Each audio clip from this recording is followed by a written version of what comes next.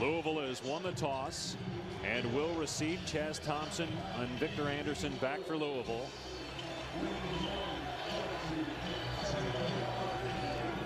And kicking off for West Virginia, Pat McAfee, as we're underway in Louisville. A hooch kick that bounces at the 25-yard line. Thompson wrapped up shy of the 30 by Archie Sims. Hunter Cantwell, his first season as a full-time starter, and he is one of your impact players. Yeah, he's the guy that's going to lead this Louisville offense. 57% on the season, 14 touchdowns, 12 interceptions. They're going to need his best game. Victor Anderson is a guy that can flat out get it on the outside, but he'll surprise you running between the tackles. And the glue of this offense, Eric Wood, their coaches feel like he has next level talent. First down from the 28. Cantwell with a play fake and a throw to Chris Vaughn on 1st and 10, and he's out to the 35-yard line. Gain of 7. Starting lineups at the top of your screen for the Cardinals, who prior to Steve Crackthorpe taking over were electric offensively with Brian Brom at quarterback. They're struggling through the air, and they've become more of a run team with Hunter Cantwell at quarterback and in Crackthorpe's system.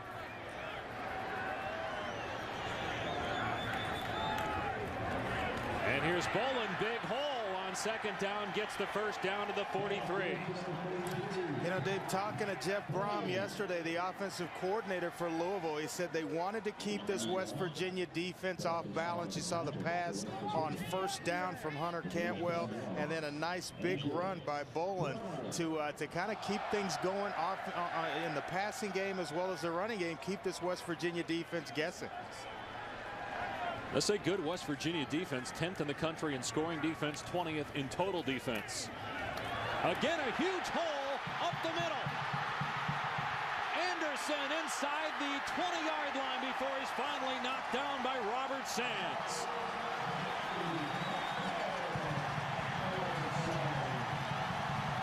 Well, that's why he is one of our impact players. Watch the hole right up the middle of the formation behind Eric Wood, their best offensive lineman, and now it's just Victor Anderson and his speed. He's not a big guy, 5'9", 182 pounds, but he can run between the tackles, as you saw on that play.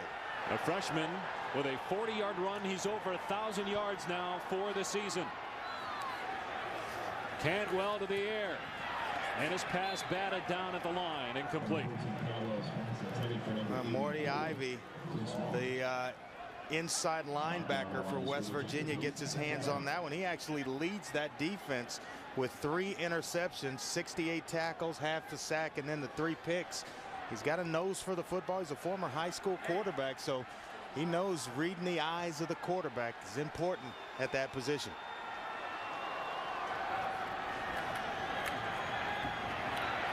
Here's Powell picking a hole and getting about 5 or 6. Louisville trying to end a 3-game losing streak, its longest in 11 years. Remember, Andre, they were 5-2, and everybody thought, at least in this town, that, hey, we're back. We're back as a contender in the Big East. But they've struggled the last month. Yeah, and they've struggled because of turnovers. 6 turnovers in their first 5 wins, and then actually in the first 7 games, and then 15 in their 5 losses since then. So they've got to hold on to the football. It's an extreme important area of concentration coming into this football game against West Virginia. Cantwell with a ton of time, but it's dropped. Chichester was open across the middle at 6 feet 8 inches tall, and the pass was a little bit high even for him, and he couldn't pull it in. And now Louisville will settle for a field goal try. Boy, he is still kind of a work in progress at wide receiver. 6'8", he's just a redshirt freshman, but you can see him just kind of towering over everyone. Down in this area of the field, he will be a nice weapon to have at that size, throwing up lob shots. And my man didn't figure that it was cold today. Look at that barefoot. Ryan Payne, it's unusual to see the barefoot kickers anymore, and Payne missed it. Boy, Louisville has really struggled this year. Only 5 of 10 now on field goals, and their long for the year is 36. And so Payne missing the field goal. And if you're West Virginia, okay, you get blown off the ball 2 straight plays in the run game. yet you don't surrender any points. Well, you know, it's one of those small wins for West Virginia. At that point, you give up a couple of big plays. You're just looking for a small win, a field goal attempt. You just give the 3 up and not the touchdown. But if you can come away with it without giving any points up, boy, that's a home run for you. How come you're not going barefoot? No barefoot for me. About 30 degrees at best. I mean, that's what they're telling us anyway. It doesn't feel like it. Feels like it's about 3. So Pat White taking off on first down across the 30-yard line, picking up 12. Let's take a look at our impact players here, led by Pat White, who may be having his best season as a Mountaineer at quarterback. He is a dual threat now, not just a threat to run the football, but he's got some help. Noel Devine, a sophomore running back, provides a lot of speed and excitement. And then Jock Sanders will line up in that slot position, and he is a guy that 40 receptions on the year can make things happen. White to the air. And out across the 35-yard line to the 37 is Bradley Starks, who's a third-string quarterback. It has been maybe Pat White's best year. He's tied for the Big East lead in touchdown passes, and he's also run for almost 600 yards and 4 scores. Yeah, the difference, he's getting through his reads and checks a lot better this season. Just a terrific resume. 3 consecutive 11-win seasons and 3 straight New Year's Day Bowl victories, the Sugar Bowl, Gator Bowl, and then last year's Fiesta Bowl win. And how many quarterbacks can have an opportunity maybe to win 3 BCS Bowl games? That's if they win the Big East. Devine on the fake reverse gets tattooed at the 38-yard line. Sergio Spencer made the stop. And we'll get into Pat White and all of his accomplishments. Maybe, you know, the most indispensable player in all of college football and what he means to his football team. But Pat White has grown as a quarterback. 100% this week. He's been suffering from a shoulder and a thigh bruise, but he's back. He is 100%. Talked to him a little bit yesterday and was excited and ready to play.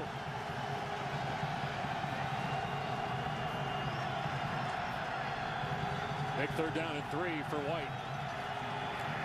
White looking for a hole. It's there. First down to the 47-yard line for Pat White. See the starting lineups at the top of your screen, and that little pregame shoving match we saw was in part because the Louisville players were yelling stuff at Pat White. He jawed back, and before you know it, they were meeting at midfield.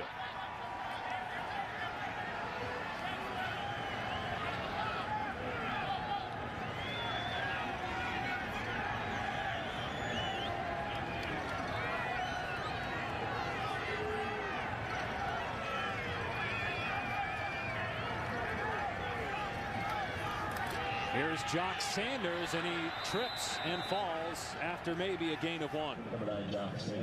Oh, you talked about Pat White a little bit, and going back to that third down conversion. That's the old Pat White, where you just kind of line him up and take advantage of his athletic ability, let him read some things out. But you're going to see as the game progresses his ability to, as he's expanded the passing game. That throw on the money to Starks across midfield. Well, White's completing 66% of his passes, and if he rushes for 170 yards today, 197 yards, excuse me, he'll become the #1 all-time leading rusher among quarterbacks. I think the perception is that, you know, with West Virginia at 6-3 and taking into account 2 of those losses were overtime losses, that he's not having a good year. You look at that, which impresses me, the 15 touchdowns, only 4 picks to go along with it. Remember, going into the year, he was a Heisman Trophy candidate, but then that loss to East Carolina, and then, as you mentioned, the overtime loss then the following week to Colorado quieted that talk. White to throw here on this third down, and that pass was just off the fingertips of Jock Sanders, incomplete. Well, this one was on the money, just off the fingertips of Jock Sanders. Low corner route. You're going to see right here. This one just over the outstretched hands of Jock Sanders. Well-thrown football. That's one where, as a receiver, we always say, hey, you get your hands on it, you got to come up with a catch. Pretty good throw. Yeah, especially on third down.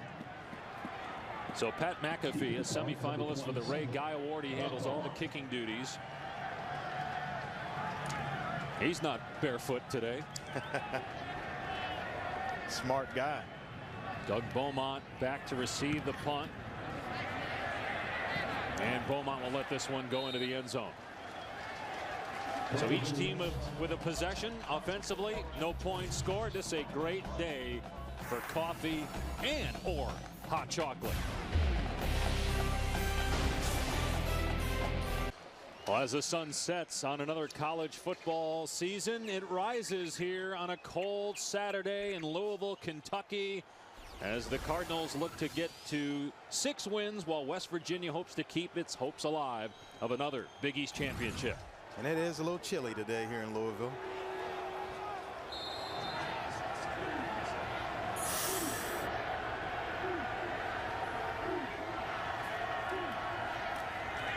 They had a lot of success running the ball in their first drive. A flag comes in here as Anderson is tackled by Glover. The reason why Louisville starts this drive at the 10 is because of a personal foul penalty after the punt. It is not 31 degrees. There's no way. That's being generous. Feels like 25, feels like 5 maybe.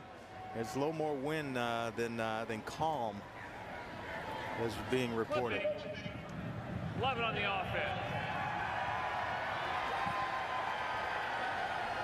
So it'll back it up inside the 10-yard line. That's on Chichester. Well, this is his first year to have significant playing time, redshirt freshman, and mentioned the fact that the coaches say he's still a work in progress, got a lot of upside, but still working away at learning the little tricks of the trade at wide receiver. So 1st and 15 from the 5-yard line. Cantwell from his own end zone. Had a lot of time to throw, then throws it underneath, and the ball comes out. They're going to rule that Anderson is down at about the 9-yard line. Anthony Leonard on the coverage for West Virginia. Well, the thing about Hunter Cantwell is that he's got a lot of time, but these little short throws, we saw the one to Chichester that he threw was a little bit high.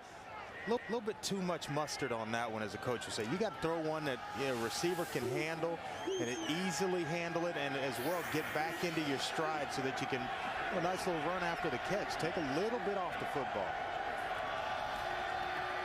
Anderson turns it up inside out to the 12-yard line. Well, there probably was some unfair expectations placed on Hunter Cantwell. At 6'4", 235 with a strong arm. A lot of scouts salivate just at that. But here's a guy that really wasn't a starter until this year, his senior season. He's gone from being somebody that's been talked about as a first-round pick now maybe to a free agent. Yeah, just played a little bit coming into this season, his first full season as a starter. You see the 14 touchdowns and 12 picks to go along with it. A little up and down kind of bumpy ride for Hunter Cantwell this season.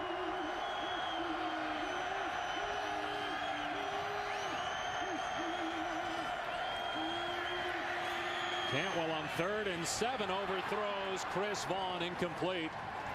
And Louisville will have to punt. Well, that's the thing about a guy with a big arm, Dave. Sometimes they want to rifle everything, and you have to learn that there are times on a pass like that you got to touch it over the linebacker, put some nice touch so the receiver can handle the football. When it's being zipped in all the time, those passes, especially on a day like today where it's real cold, the ball feels hard, those are tough to handle. The punt by Corey Getchie is short, and Hogan gets creamed and lost the ball. He muffs it at the 48-yard line. Powell came in there and drilled Hogan on the fair catch. And some pushing and shoving as well. Looks like West Virginia's going to hold on to the football here. The officials trying to break things up in the middle of the field there. So West Virginia does maintain possession. I like it. Mixing things up a little bit. Guys ready to play in this cold weather. Ovid Goldborn recovering the fumble for the Mountaineers. Take a look here, and nice lick. Ball comes free, and then a West Virginia player actually heads up to get right back on it. They're going to set Pat White up. This West Virginia offense in some pretty good field position.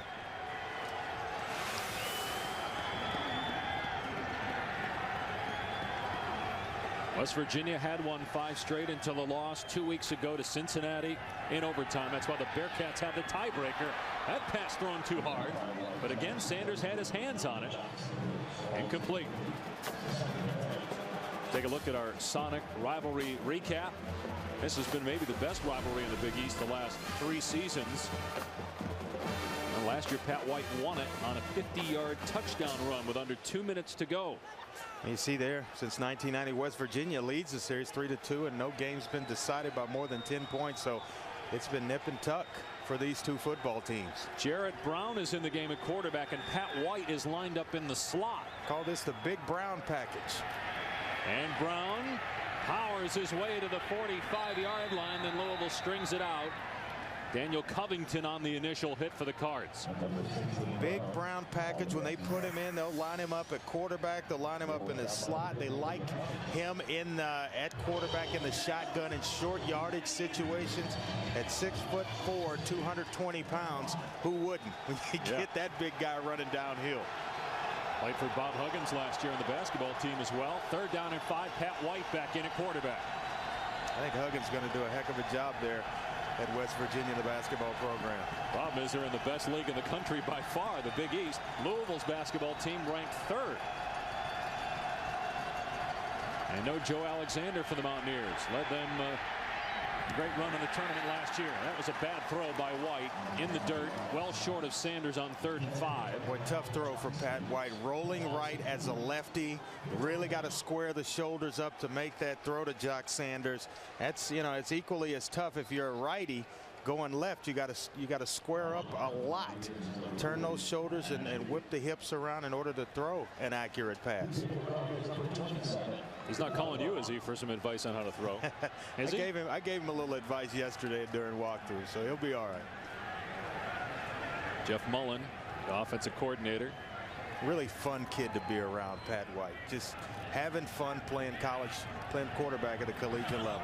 McAfee almost had that block, and he got run into, but no penalty flag. Great punt, though, by McAfee. It's down at the 2-yard line. Adam Hughes down there for the Mountaineers. Back to Louisville in a moment. Better think if you're a player today. A lot of extracurricular activity might end up costing somebody at some point.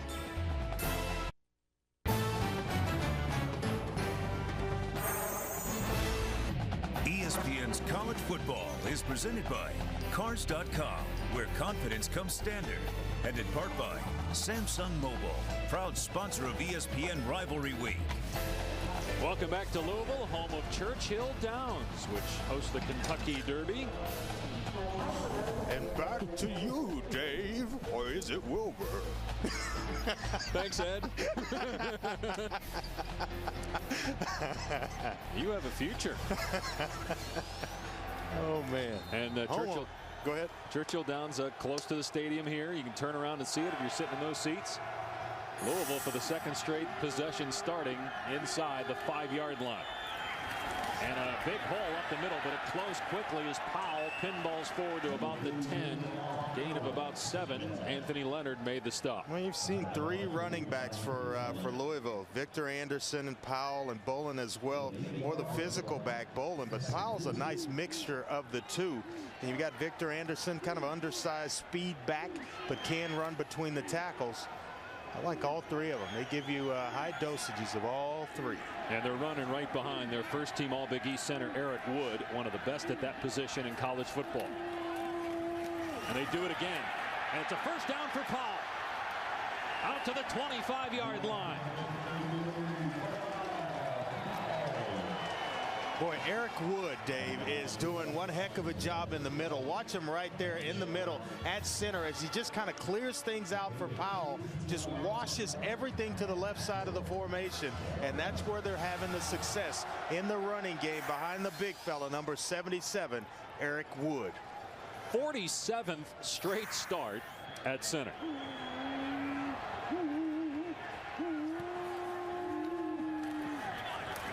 Cantwell looking for Beaumont, who makes the catch about 2 yards shy of the first down marker, tackled by Brandon Hogan. As we go to the studio and say hello to Reese Davis. Hello, Dave. Hope you guys are enjoying a little battle there. Taco Bell studio update. Army and Rutgers chip out and put it on the ground. Joe Lefebvre there to scoop it up and go the other way and score. Scarlet Knights get on the board less than 2 minutes in, and now they're halfway through the first. Rutgers turned their season around, trying to be bowl eligible, up a touchdown. Yeah, they were 1-5 at one point. First down as Brock Boland gets across the 35 and out to the 40. Doug Slavonic on the tackle. Rutgers turned it around once conference play started. 4-2 now in the league. Against Cincinnati, if it wins out, then it wins the Big East. West Virginia needs Cincinnati to lose, and the Mountaineers have to win out to win the Big East. Yeah, Rutgers has done an excellent job. Greg Schiano, the head coach there, getting things turned around and with an opportunity to actually get bowl eligible. So we've got to have an important game today against the Black Knights. Play fake, Cantwell setting up. And he's able to make that throw. Beaumont inside the 35. Breaks a tackle. Beaumont finally tackled at the 14-yard line by Glover.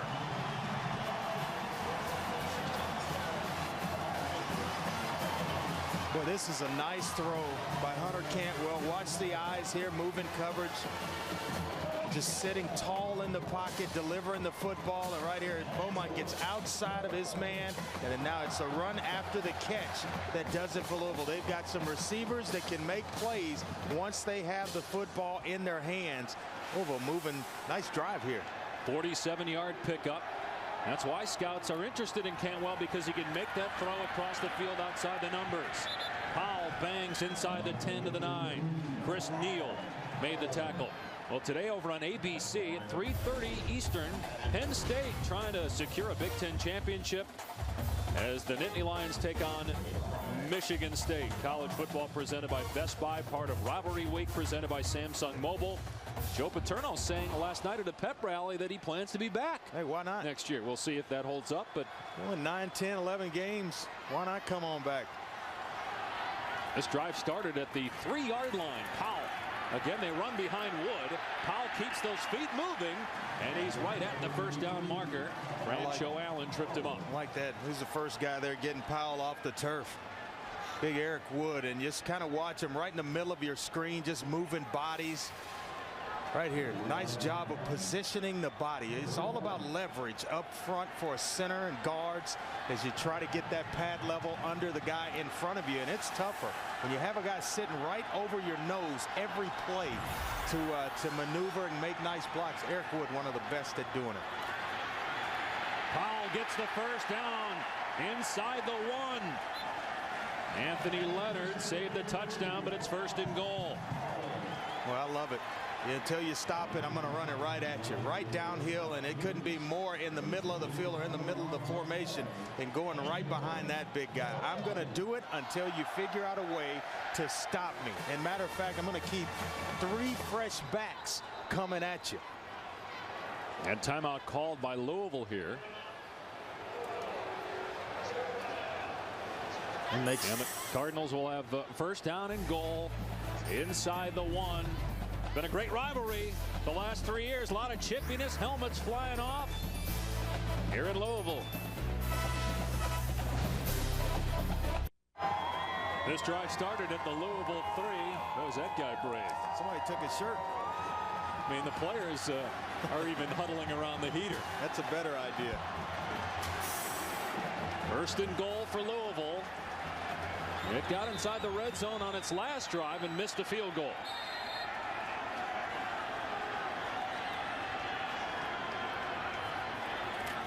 Here's Powell diving in. Touchdown, Louisville.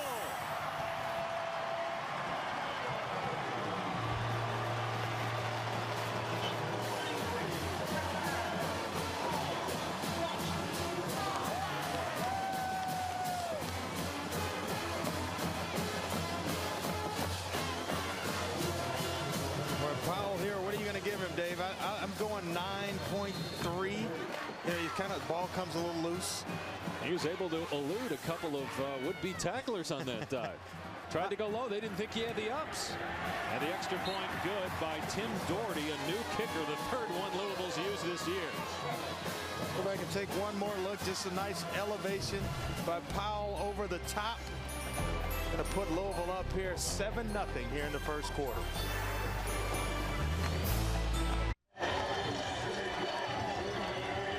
So Louisville caps its longest drive of the season, 97 yards, with a touchdown to take a 7-0 lead in a critical game for West Virginia. For Louisville, too, because the Cardinals want to get bowl eligible. But for West Virginia, still hoping at a Big East championship, depending on what happens with Cincinnati in its last 2 games. Hey, look at Louisville. They've gone 10 straight seasons, and they have non-losing seasons in those 10 years. The last losing season for them being 1997, when they went 1-10. So they're trying to avoid that here against West Virginia, as well as get themselves bowl eligible. Phil Pott kicking off. And it's taken by Rogers near the sideline, and he's back towards the 20, but won't get to the 20. And let's go check in now in the studio with Reese Davis. David, we'll let you know what's going on in the family of networks. Michigan and Ohio State right now. There's been a grand total of 1 first down. That's what we've seen more of. Sacks. Nick Sheridan going down, already sacked a couple of times. It's been Terrell Pryor. They are scoreless in the horseshoe. And the old Oaken Bucket in Joe Tiller's final game at Purdue. Right now, Tiller's crew off to a good start, up 17-0 on ESPN2. Well, Reese, that Michigan-Ohio State game started a lot like ours, with some pushing and shoving in midfield prior to the kick. Daryl Jala comes in the backfield along with White, who takes off on first down and heads for the hills as he had Johnny Patrick running after him at the 24. Well, you see the helmet of Chris Vaughn. It keeps popping off. He's wearing number 84 today. You see here, he loses it down around the goal line as well, right there on the kickoff return. He's wearing the number, and kind of in respect for Scott Long, who they lost with a torn ACL in practice, their best receiver. So he's honoring him wearing his number, but he's got to hold on to that helmet. Oh, great fake by White. First on the handoff and then on the spin. I mean, if you get in the open field one-on-one with him, forget about it. You better get those feet ready. You're going to lose shoestrings. You're going to lose everything when you get one-on-one with Pat White, because he is just a phenomenal athlete, a guy that can make you miss, and he's got speed to take it the distance. Well, he is a 2-time Big East Offensive Player of the Year, the first repeat winner since Donovan McNabb won 3 straight from 1996 to 98. And as far as I know, Pat White knows that there is overtime in college football.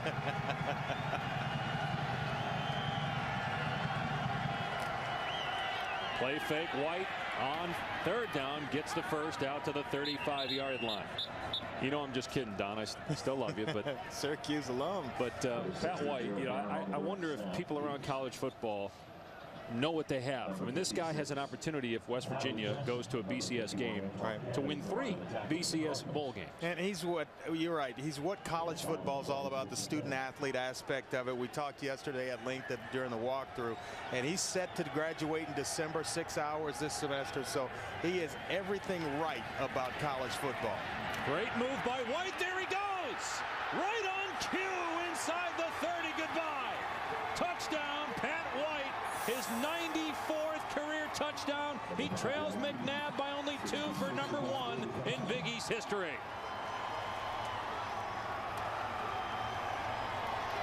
I think he knew we were having a little conversation up here about him.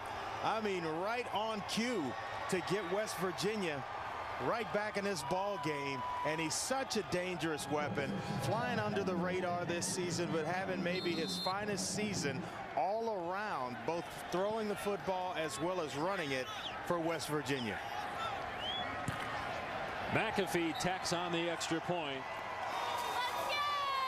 The 20th touchdown Pat White is responsible for, 94th in his career. Well, this play starts with the fans in Louisville chanting defense, but now with Pat White on the field right here, a nice little move, and now you're going to just see the speed and watch him take over. Nobody in the stadium going to catch him when he gets out on the edge. He now is only 104 yards shy of breaking Brad Smith's record for most rushing yards all time by a college quarterback. And this guy seems like every year he's gotten better. He's become more of a complete quarterback every season. He's so focused. You know, I kind of slipped the question in. How about the next level? Where do you want to play? Not even thinking about it. He says, I've got unfinished business right now. We're trying to get to a BCS bowl game. Some things have to happen for us in order to do that. But he's got business to finish up here on the college level. And I just love each and every time I get to interact with him. He's such an intelligent individual, so down to earth. He is a joy to be around. Pat's little brother Coley is a freshman quarterback, both from Daphne, Alabama. Was barely recruited to play quarterback. A lot of schools in the SEC wanted him as a defensive back. And Bolin takes it on a hop. How about that heads-up play there to grab that, get upfield near the 40-yard line. Let's go back to the studio and check in again with Reese. Well, Dave, here's some of the unpleasantry you alluded to in the pregame between Michigan and Ohio State. I think they're just asking each other how the families are doing. 1 first down between the two until Beanie Wells breaks off the longest play from scrimmage for the Buckeyes this season. 59-yard touchdown run. Ohio State might have enough points to win. 7-0. Well, he is just so dangerous. Big back, almost 240 pounds, and has breakaway speed like that. Wow. He's not Pat White fast, but he's pretty fast. He's fast enough. Cantwell with a laser beam that's broken up at the last moment by Hogan. And that's the end of the first quarter in Louisville. Pat White with another West Virginia touchdown. And we're tied.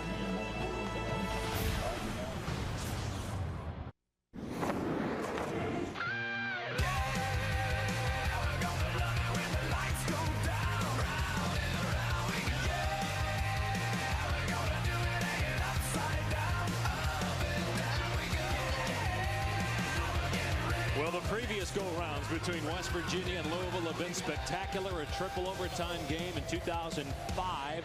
Pat White, meanwhile, approaching the FBS quarterback career rushing record. Already got 94 yards on the ground. Andre Ware will wear it out, and maybe Pat White being the most indispensable player in college football. West Virginia trying to win its 5th straight Big East road game. Last year, White won the game in Morgantown with a 50-yard touchdown run late in the contest. Good patience by Bolin on the outside, and he gets to the 42-yard line, a gain of about 4. Well, kind of keeping this West Virginia defense off balance. Bolin, known for his power, able to run between the tackles, and they've certainly had success behind Eric Wood, the center, but they go out on the edges and pick up a nice little gain. Well, Eric Wood got into it in pregame, a little slap attempt, a West Virginia player, and he's been blowing guys off the ball ever since. MVP so far. Well, it's his final game here at Papa John's Cardinal Stadium on Senior Day. Cantwell's pass pulled in by Vaughn, first down at midfield. Ian Smith made the stop for West Virginia. Well, it's just tough when you follow a legend like Brian Brom coming in, Hunter Cantwell, and a lot of expectations. Supposed to pick right up where Brian Brom left off, and had some, has had a kind of a roller coaster ride this season for Louisville, but solid this afternoon. Former walk-on. Here's Bolin, big hole on first down inside the 45. Hunter Cantwell playing in his final game at Papa John's Cardinal Stadium, and really a first-year starter. He did play 3 games last year, 7 in 2006, 8 in 2005, and he started the Gator Bowl when Brom was hurt. And Steve Cragthorpe telling us yesterday he's got a ton of respect and loves the type of kid that Hunter Cantwell is. Well, they wanted to go a lot of 3-step quick game with him today. Been successful. Victor Anderson slammed by Anthony Leonard. He got near the first down marker, and they got pummeled. Oh, watch this. Right back behind Eric Wood again, where the bread is being buttered in the running game. Nice position right here. And I think if he cuts outside as opposed to following it right up the middle, he's got a nice little crease back to his right. Maybe missed a read there, but Leonard made him pay.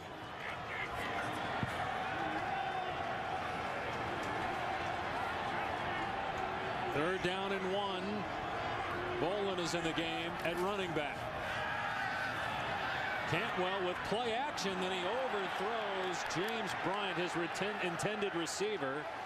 Julian Miller had pressure on Cantwell. I think Louisville's going for it on 4th and 1. Well, this is an area of the field where a lot of coaches, you get past midfield, and this is a nice area to take kind of a gamble, so to speak, and I would do it. You got Bolin, who's a big power back in there at 6 foot, just under 240 pounds. Good shoulder lean, good body lean. He can pick it up. J.T. Thomas just hobbled off the field. Then you got Cantwell at 6'5", 236, just run a quarterback sneak. It'll be Bolin, and he picks up easily the first down inside the 40-yard line.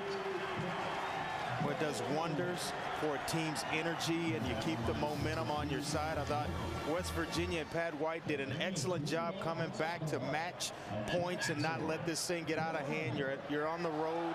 It's a home game for Louisville, and they've certainly captured the momentum in this game early, but you come back and you respond. Now Louisville trying to take it right back, take that momentum back from West Virginia.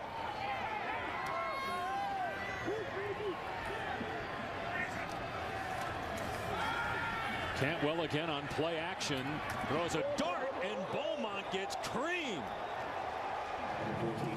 Huge hit by Ellis Langster, but Beaumont able to hang on to the ball. Ladies and gentlemen, that hurts, especially on a day when it feels like it's 5 degrees outside. Running start, and you watch Langster here come up. Boy, that is just how you tackle right there. Helmet leading right between the shoulder pads, and you can see what you're hitting. Again, play action. That pass tipped and incomplete. Sidney Glover coming on a safety blitz, got a paw on it to knock it down, and it's 3rd and long. He's got a sack to his credit on the season, go along with 48 tackles, and they run that 3-3-5 look and can bring pressure from a lot of different ways. They'll give you the 2 deep zone look, and all of a sudden you have guys in your face. They'll bring zone pressure, or they'll drop a defensive lineman out, bring linebackers. It's a complicated defense. Jeff Castile in his 7th year as the defensive coordinator stayed here when Rich Rodriguez took some folks off this staff to Michigan. Cantwell hit, and the ball sails on him, and it's incomplete. Intended for Chris Vaughn. Zach Cooper is the guy that gets there. He's converted linebacker who moved down to defensive end last year during the Fiesta Bowl. Those workouts, you get those extra practices, and kind of found him a home at defensive end. Cantwell hobbling. The backup is Phil Sims' son, Matt, who is a freshman. Langster, after a big hit, now going to return the punt. And it goes about 8 yards deep in the end zone. So only a net of 15 yards on that punt. We're tied at 7 here in Louisville, Kentucky.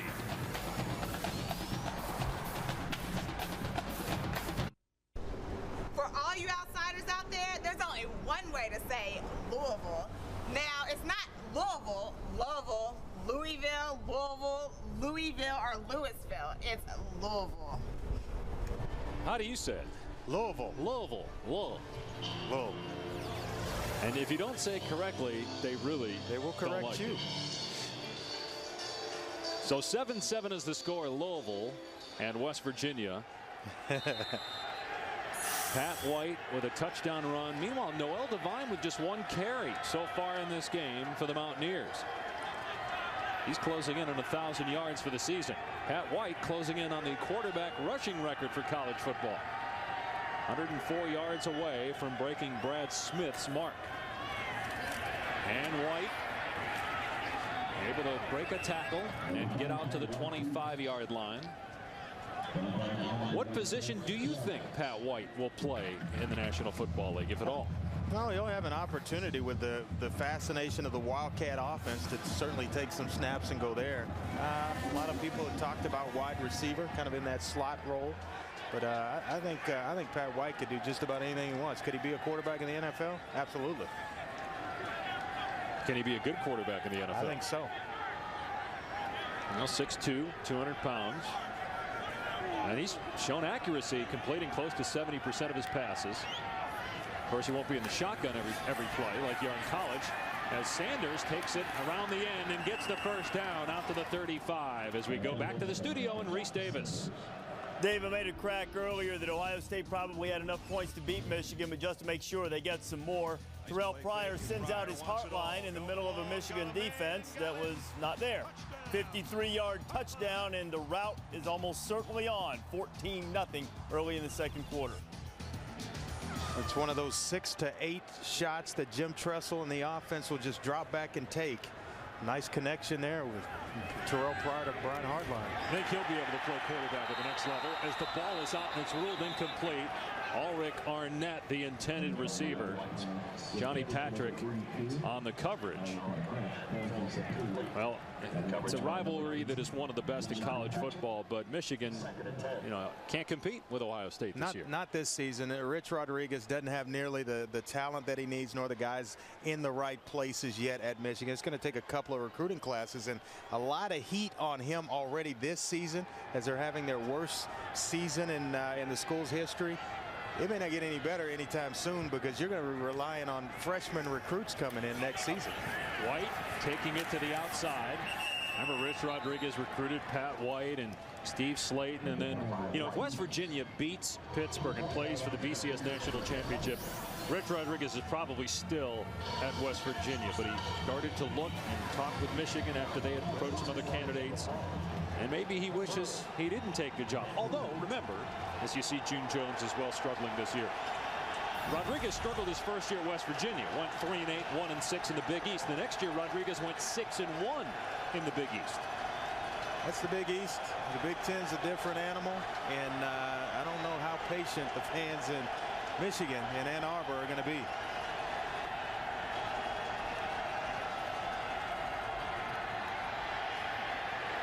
White waiting and then throwing deep. He's got a man wide open. Caught at the 10 by Arnett. How about the patience of White to keep the eyes downfield and then make the throw? Well, the coaches, Jeff Mullen, the offensive coordinator, told us that he is getting through his reads, his checks much better this season, and they wanted to expand the offense. You think this isn't an NFL type throw right here? There are guys, 32 of them that start on Sundays. I'll bet you 20 of them can't make that throw. Arnett hurt himself on that play, but it's a first down and goal for the Mountaineers. Here's Devine inside the 10 to the 8-yard line. John Dempsey made the hit for Louisville. Well, he has really become a more complete player, Pat White. When you expand the passing game and you open up a lot of things, intermediate routes, the deep route that we just witnessed him throw, as well as the ability to pull it down and run with him. The stats, they're not great, but has had a couple of drops today. West Virginia can still get a first down, so it's 2nd and 7. He's made him count when he needed to. White already over 100 yards rushing, 62 yards passing.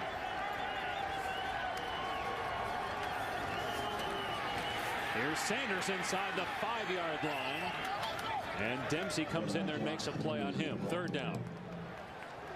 A nice little mix-up. They like to use Jock Sanders in a lot of different ways. They'll line him up as a slot receiver. Actually leads this team in receptions with 40 coming into the game, but they'll hand it off underneath to him, take advantage of his many talents.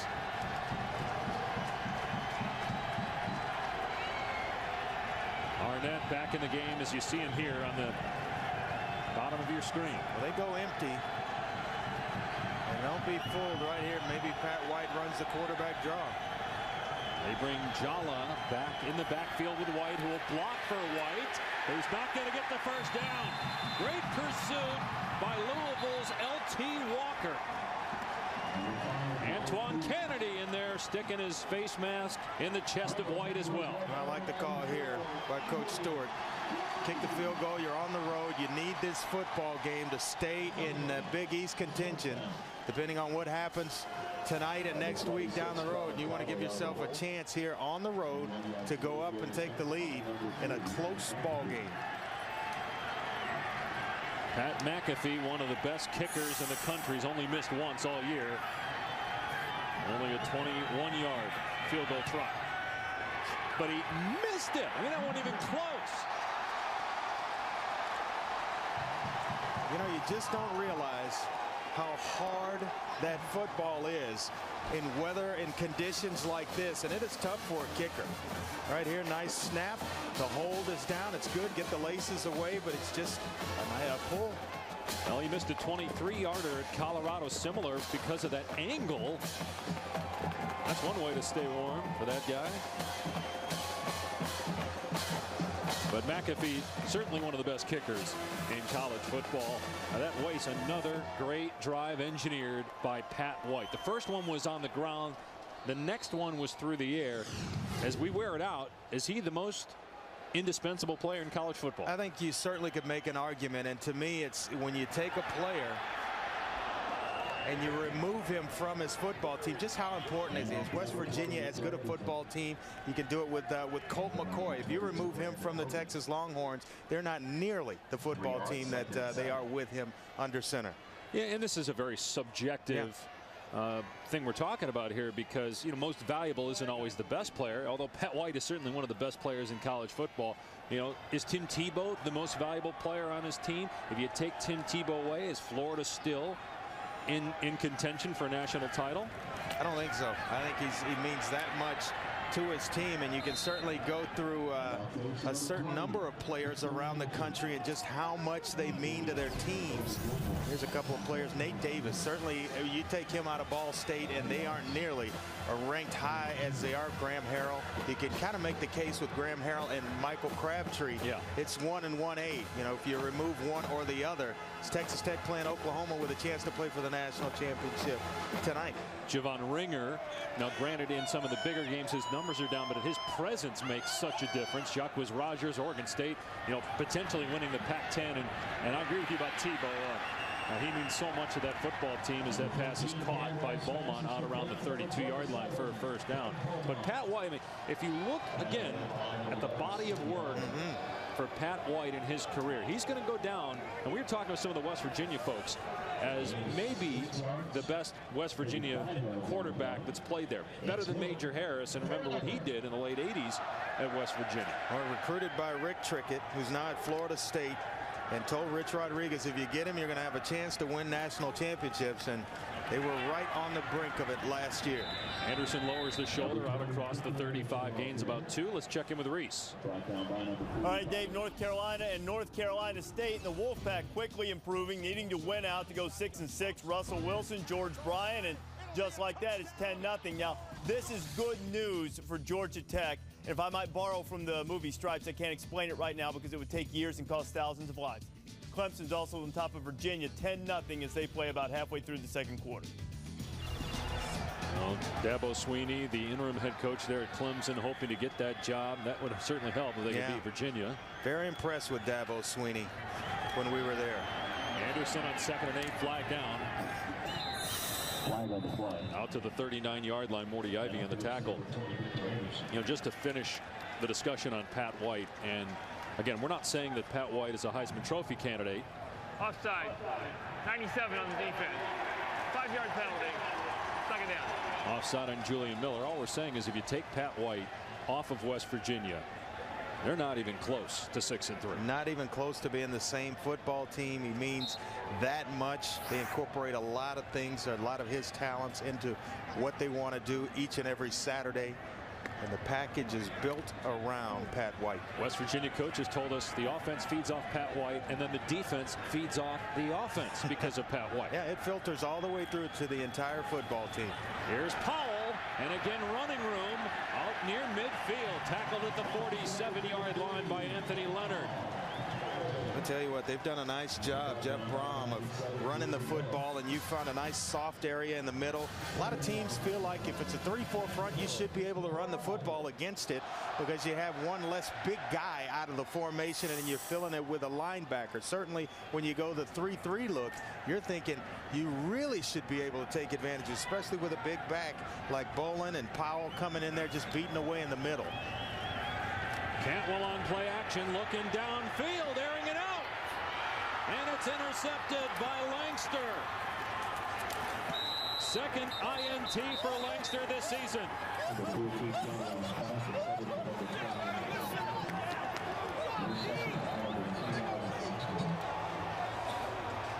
Well, I think it was Doug Beaumont, the wide receiver, trying to get deep and just underthrown by Hunter Cantwell.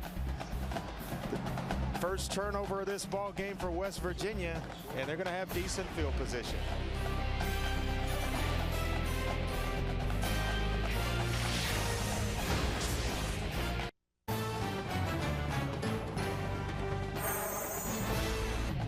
ESPN's College Football, brought to you by Prescription Flomax. Well, if you're looking for some good food, a pharmacy, an adult beverage, and even a museum, all you have to do is go to Wagner's. One place. Yep, since 1922, you can put salt on your eggs there, and if you need some help afterwards, you just go right there. Right across from Churchill Downs. Here's Noel Devine, and see you later. Devine inside the 30-yard line, and they finally catch up to him. How about the speed of Johnny Patrick taking him down at the 6? Simply divine. Noel Devine. And you've been waiting on him all afternoon to do his thing right here. Nice job on the outside. Brian Stanchek, the left tackle there, kind of clearing the way for Noel Devine. And West Virginia, one play, Dave. You talk about speed. They've got it everywhere. 79-yard rush. He had a 92-yard run earlier this season. Not surprised that it happened. I'm surprised he got caught.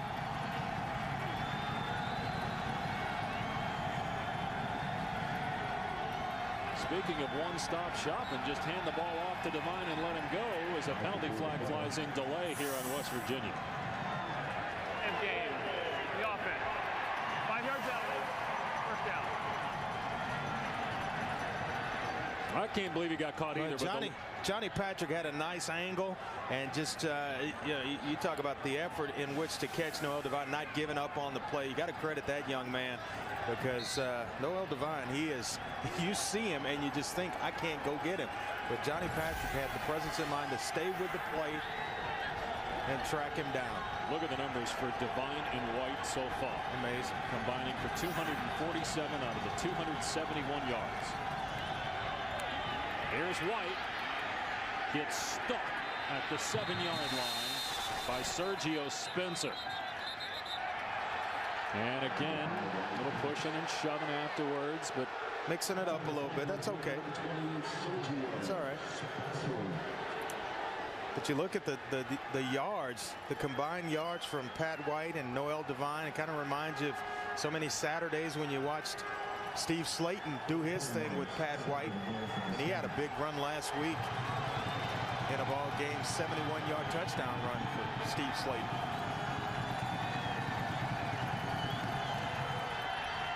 White with play action, looking for his tight end, and a pass is incomplete as a flag is thrown. There was holding in the secondary. Yeah. Tyler Urban was trying to get free, and he was held up. Holding, 34 on the defense. Penalty half the distance. First down. So Bobby Buchanan for Louisville. Automatic first down. Bobby Buchanan, the strong safety. And just kind of check out what Pat White's looking at here as he kind of surveying the field, and you see Tyler Urban where he's trying to go with the football. There just kind of skips it in, but we're going to have the holding penalty and set him up first and goal at about the 3-yard line.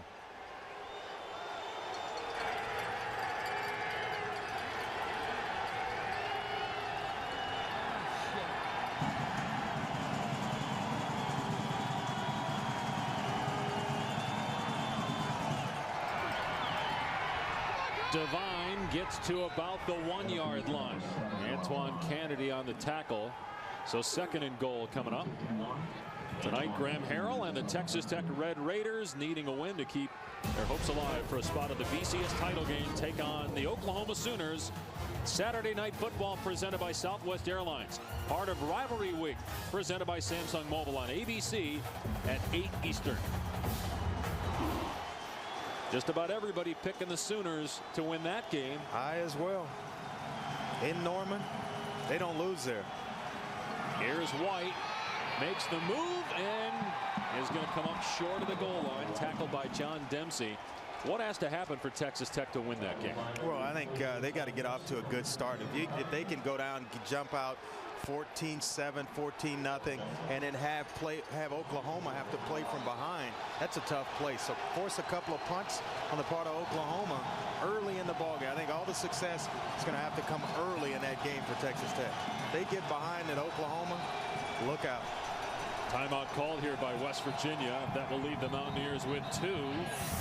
They're on the doorstep. 3rd down and goal for the Mountaineers when we come back. Bill Stewart calls for time. All right, Reese, and this has been a very intense game so far, and a huge play for West Virginia. 3rd and goal at the 1. Jarrett Brown in the game at quarterback. Pat White is in the slot to the left of Brown. Well, this is where they like Jarrett Brown in the short yardage package. Quarterback sneak. Brown trying to muscle his way into the end zone. No signal yet. And the ball came out as well. The officials still have not signaled. There's been nothing. I thought he got in. Now they're saying 4th down. They're saying he did not get in. L.T. Walker made the initial hit. It's 4th down for West Virginia. Well, if I'm Bill Stewart here, I've been here once. The kicker let me down. Maybe I'd try it again, but take a look at it. Jarrett Brown just kind of continuing to push, and he's touching. It's over. Yeah, at that point he gets grabbed and pulled backwards, but I thought it was a touchdown. Clock is running. 13 seconds on the clock. West Virginia's got to call timeout. Clock at 9. I'm wondering if Bill Stewart knows the situation with the clock here.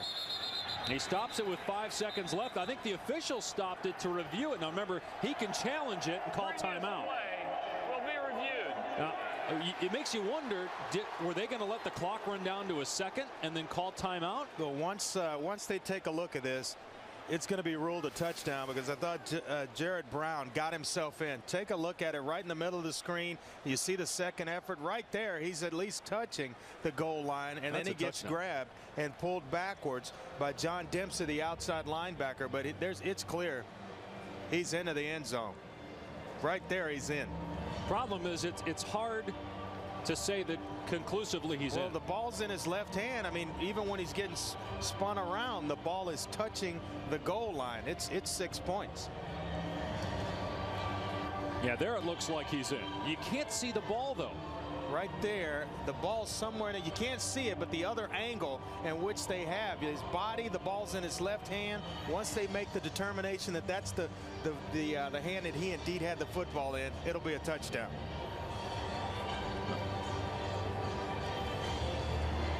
Right there, he's clearly in the end zone.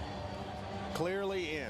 Well, Terry McCauley, the head of Big East officials, done a great job. This is a great officiating crew that the Big East has. John Marinaro, congratulations to him. Marinato, excuse me, the new commissioner of the Big East once Mike Tranghese officially retires in the summer. I wonder, though, because they couldn't see the ball. After review, ruling on the field stands. Yeah. See, and you know what, Andre? Remember, we had a game earlier this year where they couldn't see the ball, so they said it was inconclusive. Well, all you got to do is you don't need to see the ball. You know the ball's not in his right hand; it's in the left, and then you draw the conclusion from there. It's a touchdown in my mind. They say, though, it was inconclusive, so West Virginia's going to go for the touchdown on 4th down when we come back. 4th down, Pat White in at quarterback. West Virginia going for it, and now a timeout called by Louisville. 30-second timeout. Let's go back and take a look at this play with Jarrett Brown, and we're going to let it play all the way through, because you will be able to see the football at some point here once it plays out. You see the second effort here, and then one final push by Jarrett Brown as he's being turned around. Now, there's the football. It's clear that it's on, at least on the goal line. I don't know how they missed that one. Well, now, what about the decision by Bill Stewart here? They attempted a 21-yard field goal earlier and they missed it, so he's saying let's punch it in here and get 7. I like it right before halftime. You've missed one already, as you clearly pointed out, and I think you take the shot here. Go behind big Ryan Stanchek, the left tackle, the senior left tackle. He's their best offensive lineman. This is where they miss Owen Schmidt, though, right here, Dave. A big physical bruiser that they can turn around and hand the football off to. Yeah, the outstanding fullback who's now in the NFL with Seattle. Here we go. 4th down and goal from the 1. It's Devine, and Devine is in. Touchdown, West Virginia. But this might be reviewed because the knee went down. Yeah, was the ball across when the knee went down? Was it touching? And they're trying to get on the field and kick the extra point before the officials, but they're not going to get it done fast enough. Well, Louisville's got a timeout. Remember, they can call a timeout and then challenge it. This one does come from upstairs. Let's see where the ball is when the knee goes down. Well, Ryan Stanchek's the left tackle on the outside. You see Tyler Urban as well, and he's stumbling. The knee's not down yet. He's diving. Oh, that's close. Did it break the front of the goal line? Close, Did it break friend. the plane there in the front of the goal line? I think it may be. You may get the same ruling as the last play. His knee did not touch. He's lunging forward. I think it's going to stand. Yeah, ruling on the field is a touchdown. Okay, there's the contact. There, the ball is not in. Not in yet. You see it right there. There's still room between the football and the goal line. But I don't know how you make the determination there if you didn't make it the play before. Well, I guess the difference they would say is that there you see the ball, where before you didn't see the ball. I saw the ball on the other play. I saw the football. No time left here, so it's either going to be 7-7 or West Virginia coming on for the extra point. Let's take one more look at it. See Ryan Stanchek chipping down, Urban as well, and if he just keeps his feet, he's going to walk into the end zone. He stumbles. That is so close because the ball, it looked as though there was a little bit of room. Here we go. After review, it was determined that the runner's knee was down prior to the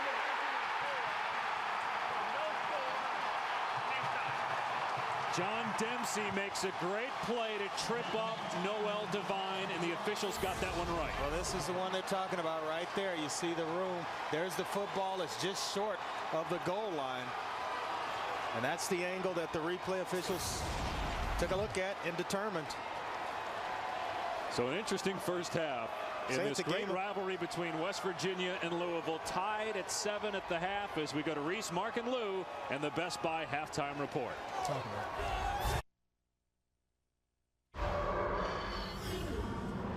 This is ESPN Rivalry Week, presented by Samsung Mobile. Ah, the serenity of Churchill Downs, the antithesis of what we had at the beginning of this game as we gallop in the mix. In the mix. Here's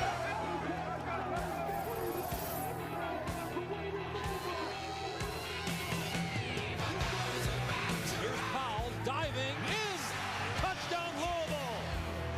Great move by White, there he goes. Right on cue inside the 30, goodbye. Touchdown, Pat White. Pat White with over 100 yards rushing. West Virginia on pace for about 600 yards total offense.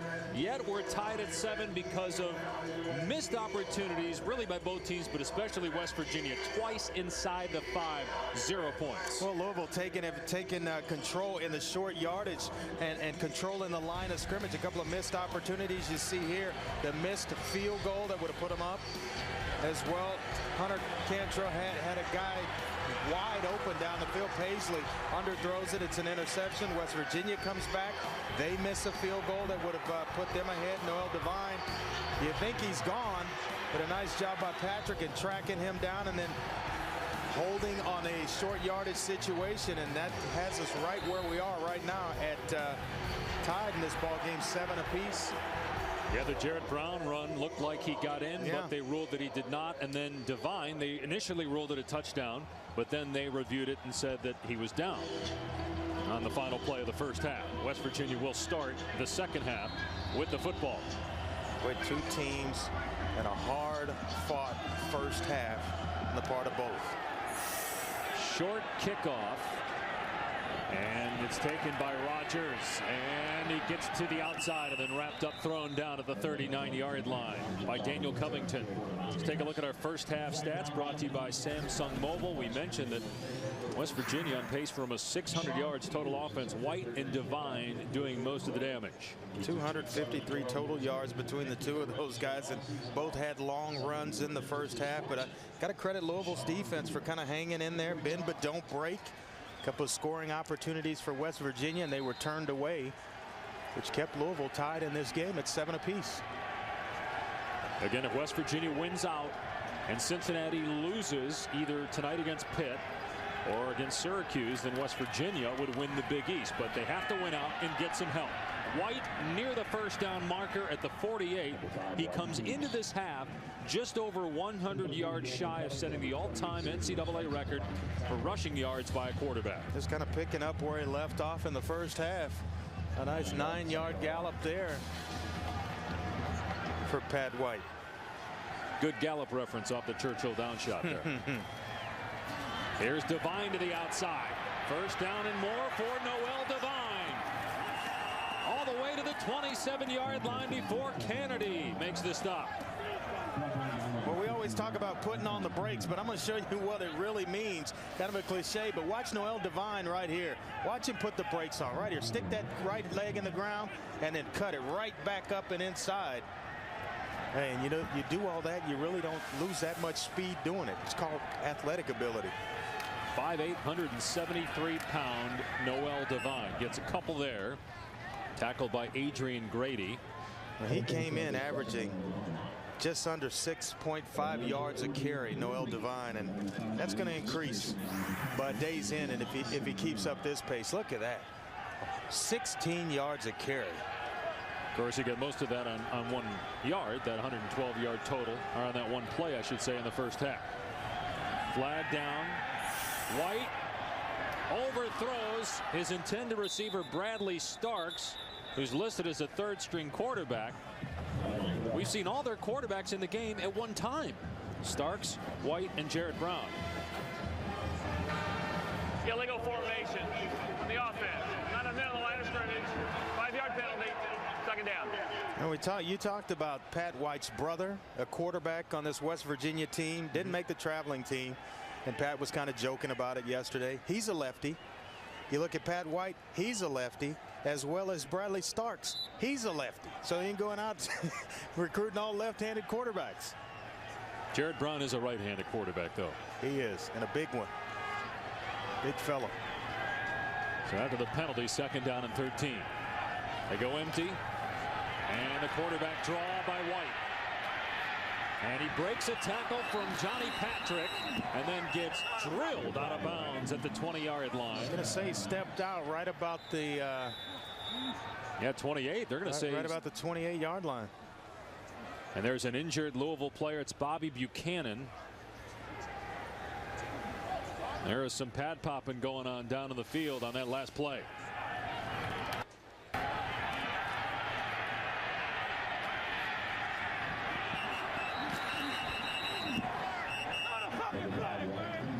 And he definitely stepped out of bounds, too, as you could see on that replay, back at the 28. So what looked initially like an 8-yard gain will end up being only about a 4 or 5-yard pickup. Get him back to the original line of scrimmage. Buchanan, a starting safety. Senior, his last home game here in Louisville, was second on the team last year in tackles. Had a career high at 11 tackles in this game against West Virginia last year. Well, Monday Night Football continues as Aaron Rodgers and the division-leading Packers in a fight for their lives with the Minnesota Vikings and the Chicago Bears. They take on Drew Brees and the Saints, who need wins to still have a shot in getting into the playoffs. Monday Night Football on ESPN at 8:30 Eastern.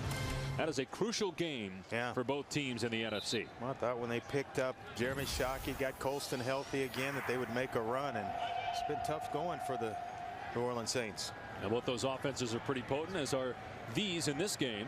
And again, White and Devine with about 2/3 of the total for West Virginia in offense. And Louisville, even though it has struggled at times in offense this year, having a good day, just unable to capitalize on opportunities, and a turnover as well by Cantwell. Oh, what's funny about it is Louisville came into the game 8th in the country in rush defense, only giving up 95 yards a game. And West Virginia's made it look easy. Yeah, they got 254 on the ground, but they're tied at 7. Welcome back to ESPN College Football, presented by Cars.com. Here in Louisville, Kentucky, the home of Muhammad Ali. Great rivalry, West Virginia and Louisville over the last 3 years. Yeah, and the greatest, Muhammad Ali, born in Louisville in 1942. His museum in the city here. Met him one year at the Super Bowl in Minnesota. Can't tell you how much of a thrill that was for me. 3rd down and 10 for Pat White and the West Virginia offense. White with time, and he's got a man, and he's got a touchdown. Darrell Jalla.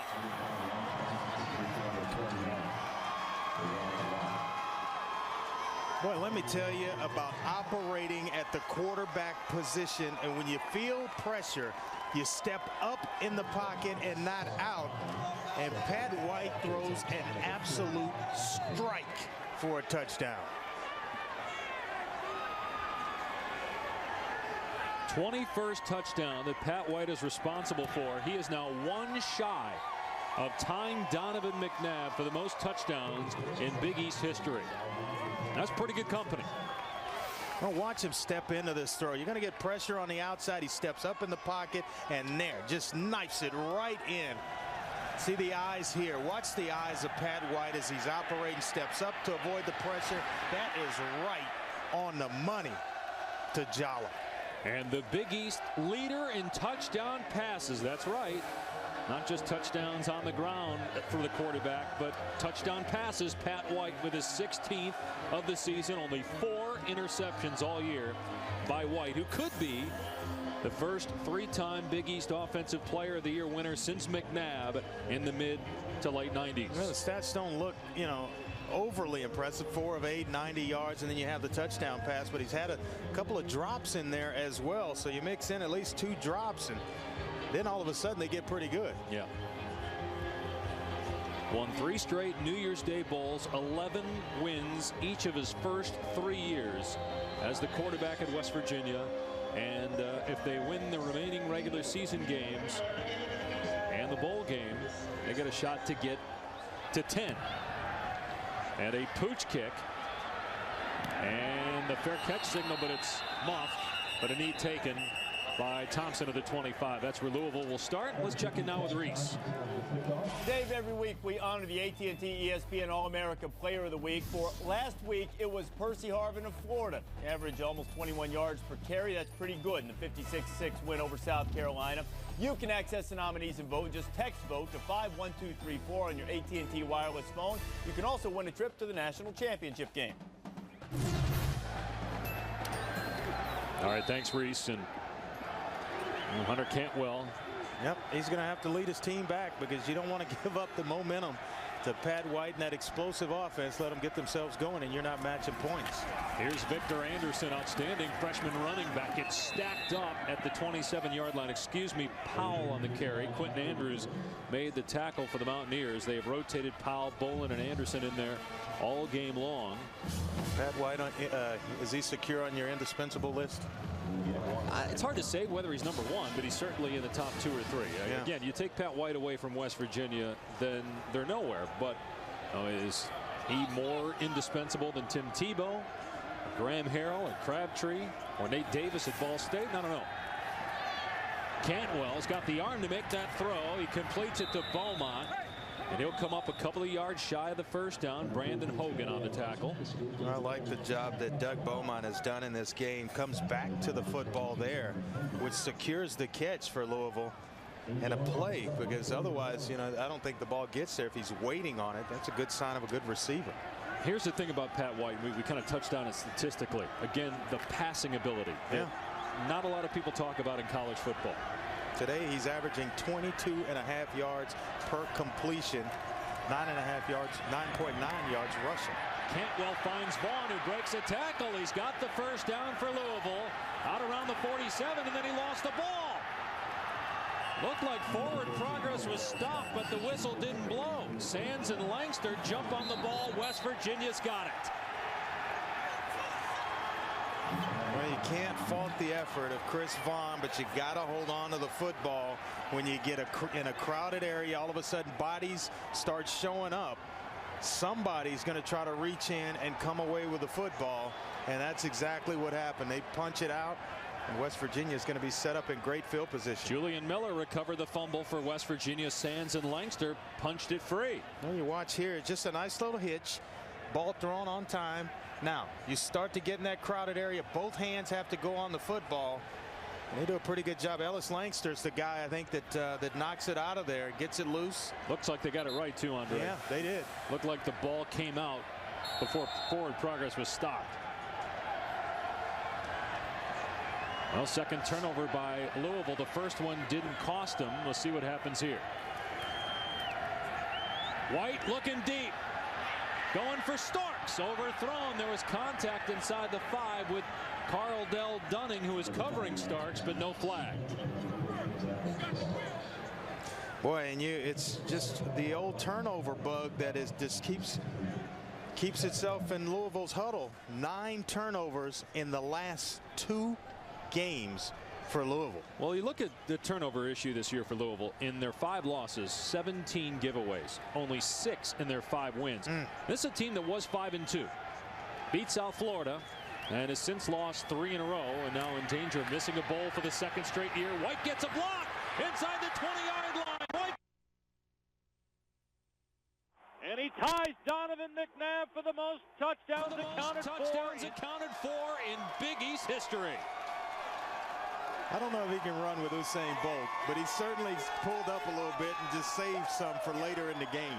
Because nobody was going to catch him. He said, why exert any more energy? Watch this. Look how easy he makes it look. Nice block out on the edge by Ryan Stanchek, and now it's just speed. It's just speed and a nice block as well by Jock Sanders. The slot back to that side, paving the way for Pat White. Going after good by McAfee, and Louisville now in trouble, down 2 scores. Pat White, 161 rushing yards, and so he is now 37 yards away from breaking Brad Smith's record for quarterback rushing yards. What a great day, what a great career for Pat White.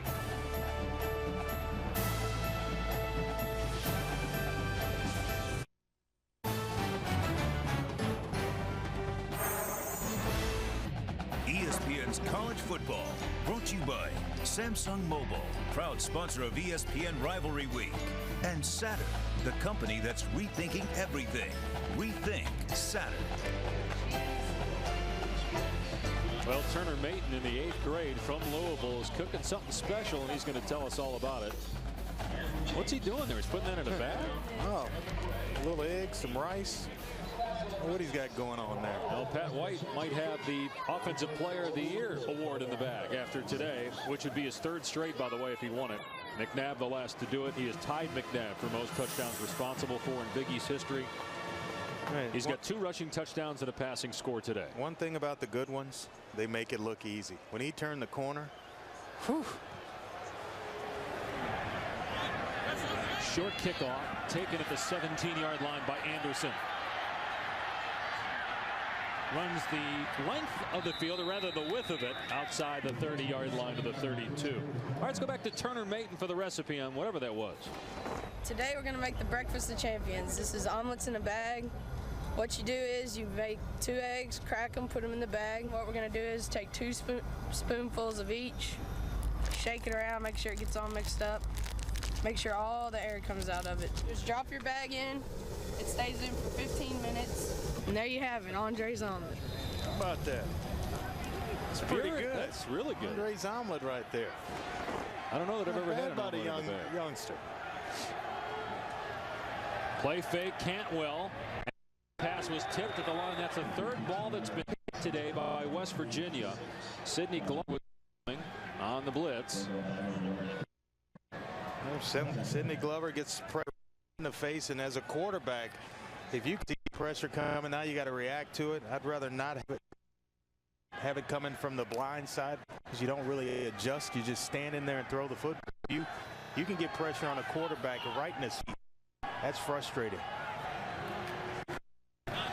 Oh, big hit on Anderson in the backfield. Crunched by Morty Ivy. He comes up short of the line of scrimmage. Today on ABC, Penn State needs a win to secure a Big Ten championship and earn Joe Paterno a probable return trip to the Rose Bowl as they take on Michigan State.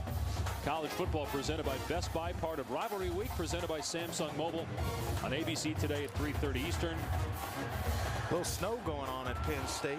Do a cold game there. Joe Pa says he's coming back next season. Brian Hoyer has played better on the road, the Michigan State quarterback, than he has at home. Remember, Paterno did make some comments at the pep rally yesterday. That's what we're talking about when he says that. He said that he's going to return. Powell makes the catch, but well short of the first down marker. John Holmes made sure of that, and Louisville will have to punt the ball. Well, right now, West Virginia in command.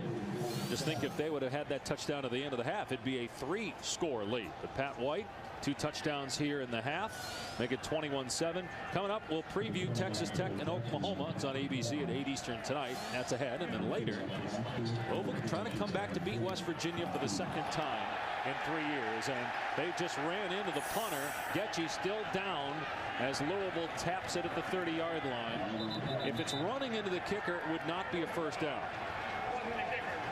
This is the roughing, so it's the big one. Well, you got to be a brave soul to stand in there when you know it's barreling down on you. You got to be oblivious to everything around you. And I always wonder when you see the kids as they punt and they get them blocked or get close to it or roughed. Well, that is a dangerous, dangerous play because you are just kind of out there by yourself. I want to apologize for the technical difficulties we were having earlier with our audio, but we've got everything worked out. And Louisville will take the football just inside West Virginia territory. They need to take advantage of a break they got there on a roughing the punter and put some points on the board, preferably a touchdown to get back in this game. How about Tennessee leading Vanderbilt 20-0? Here's Bolin. They run behind Wood, the center. They did that successfully in the first half. Anthony Leonard on the tackle. Hit the nail on the head with that one. That was the recipe that was cooked up by the Louisville offense, was go behind the big fella Eric Wood, and a lot of success doing so early in the first half and come out of halftime, and that's exactly where they go right back to. Get back to the running game. Plenty of time left in this ball game to get themselves back in it. Go back to where the bread was being buttered. Bolin again up the gut.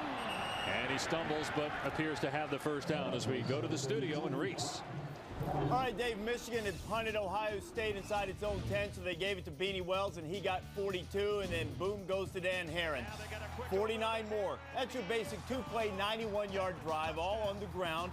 All of Ohio State's touchdowns, 40-plus yards, and the Buckeyes up 21-7 on Michigan. Going to be interesting, too, even if Penn State wins today and locks up the automatic BCS bid for the Big Ten, whether Ohio State gets in as an at-large.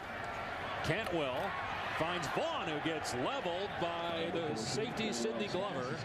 Still a gain of 7 or 8 on the play. Mark Glover's been all over the place, and I don't know, when you start thinking Ohio State and a bid to a BCS game, yeah, it's an attractive deal, but how fair is it to when you start thinking Boise and a couple of other teams out there? I don't know. I don't think they're a shoe-in, that's for sure. Like, there's going to be a lot of pressure to reward Boise if they indeed run the table. Well, Utah has got a big one today with BYU. Here's Bolin, and he's got the first down to the 25-yard line. What about the ACC? To your point about the non-BCS schools like Utah and Boise State, then you got Maryland, Florida State playing tonight. Maryland can clinch the Atlantic with that win. And in the Coastal, Georgia Tech with a big win over Miami, but the winner in the ACC might probably going to have 3 losses. Georgia Tech's in the clubhouse just waiting on everybody else because they've got Georgia the final week of the season. They're done with ACC play. Cantwell on play action. Dumps it off.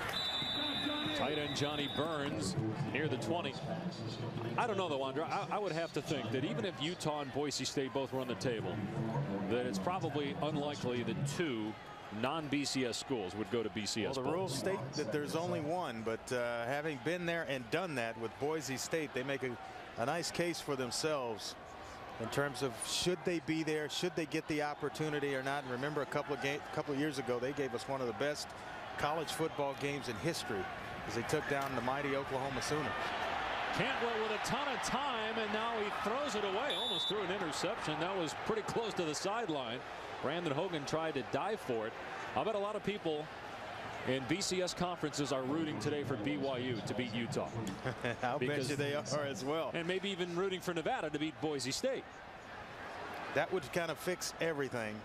And one or the other could happen, or maybe both could take place tonight. And when you look down, there's Boise State pinned in. Top 12. Remember, Utah all the way to 7. You know, if Oregon State wins out, it would win the Pac-10. USC would probably get an at-large, though. They'll get one. They'll get one. So then the other one you would think would go to the non-BCS school unless those two teams get beat. Big play here on 3rd and 6. Chichester with a bobble. Great open field tackle by Brandon Hogan to keep him from getting the first down. Well, you think at 6'8", Chichester would be able to extend and pick up the first down, but an excellent job by Hogan and a nice open field tackle going to keep him short of the first down, and Cragthorpe's going to go for it. Coach Cragthorpe's going to roll the dice here a little bit here in the third quarter. 4th down and 3. Is this the right decision, do you think? Well, I like it. I like it because the field position, you've had a missed field goal. You don't have a lot of confidence in your field goal kicker, so leave it in the offense's hands. Only 5 made field goals all season for Louisville, so you can understand why they'd go for it here on 4th and 3. Cantwell has time. Open man is Beaumont. He's got the first down to the 10. Was there. Hunter Cantwell took a little bit off the football and allowed for Beaumont to catch it cleanly. The one before that to Chichester, it was a howitzer. And you'll see it right here. Take a little bit off, allow him to just catch the football and make a play for you. If he takes some off the other play, I got to believe Chichester picks up the first down because he's able to continue running with the football after he catches it. Here's Bolin on 1st and goal. Inside the 5, and then he gets body slammed by Quentin Andrews.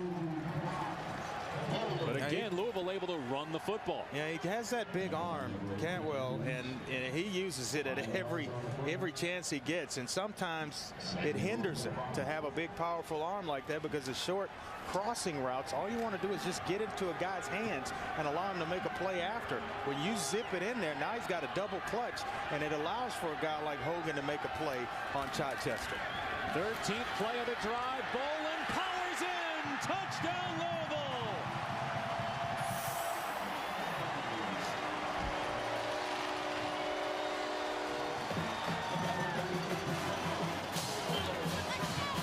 Good drive by Louisville here, capping it off, aided by the roughing the punter, and they take full advantage of it to come back and pull themselves within 8 points, soon to be 7 if they're able to knock the extra point through. Boy, just opportunities, and you take advantage of it when you're presented with it. Tim Doherty's point after is good. So 21-14 West Virginia. Great drive by Louisville. You talked about the roughing the punter, and then Bolin, terrific extra effort to get in and make it a 1-score game. 5:44 to play in the third quarter. West Virginia's lead cut to 7 after Bolin's touchdown run. But guess who's coming back on the field? Yeah, it's like, you know, you make it home, you're running home from the bully, and in school's the next day. It's Pat White waiting on the sideline. He's the bully outside that you know you got to go to school the next day, and he's waiting out in the driveway for you. 161 rushing yards and 2 touchdowns, and a passing touchdown for White as well. He beat Louisville last year with a 50-yard touchdown run late in the game. Ran for 147 in that contest. Philpott kicking off. Every kickoff has been short. Taken by Rogers for West Virginia. Across the 30, and then he gets tattooed. James Bryant with a big hit. Well, let's go in depth on West Virginia quarterback Pat White. Well, he can hurt you so many ways. Can quiet a crowd, and you see him right here. When you allow him to get outside on the edges, he will kill you with his legs and his speed. Then when you think you have him corralled, watch this. Watch the eyes stepping up in the pocket and delivering in the passing game for a big-time throw and touchdown. And then once again, you allow him out on the edge. Look at the speed, the gear from Pat White. He will make you pay. And White on the outside here to the short side of the field. Not a lot of running room. And Johnny Patrick has been Pat White and Noel Devine's nemesis. He's the fastest guy in that secondary for Louisville. He's just a fun player to watch. You see the yards per rush today. The completions, 22.5 yards of completion. That's operating at the highest level right there, my friend. Personal best of 247 yards on the ground in a game, and kind of threatening that one in this game. Here's Devine ahead to the 37-yard line. Monday Night Football has the Packers and Saints squaring off on ESPN at 8:30. Coverage beginning at 7 Eastern with Monday Night Countdown delivered by UPS. And you'd have to think, like an Antoine Randall, who played college at Indiana and now plays receiver, that Pat White's going to play in the NFL, but no doubt about it. Where? I don't know what position yet, whether he's going to play quarterback or maybe receiver, become a Hines Ward type, but he's got all kinds of speed and athletic ability. White on the keeper, trying to get to the first down marker. It's going to be close. L.T. Walker with the hit on third down. It's going to be just short of the first down, and maybe decision time for Bill Stewart as Louisville has kind of recaptured some of this momentum. And yeah, I think you punt the football here. Bill Stewart in his first year as the head coach, an assistant the last 8 years on the staff. Don Nealon and then Rich Rodriguez. Smart choice, up 7 with a lot of time in this ball game. Your defense is playing relatively decent. Punt the football and play defense. And you also have Ron English, the Louisville defensive coordinator, has done a really nice job here in his first year after 5 years at Michigan. Last 2 as defensive coordinator. Very impressed with him yesterday. We got a chance to sit down with Ron English. Beaumont at the 20-yard line. Gets grabbed at the ankles and brought down to the 22. Let's go back to the studio, check in with Reese. All right, guys, the Gators are scrimmaging before their date with Florida State next week against the Citadel. Tebow, a little bit of heat, no problem. Riley Cooper still in the first quarter on that catch, 21-0. Obviously, the flag is of no consequence. Gators up 3 touchdowns on the Citadel. That looked pretty indispensable right there, that throw by Tim Tebow. That's right.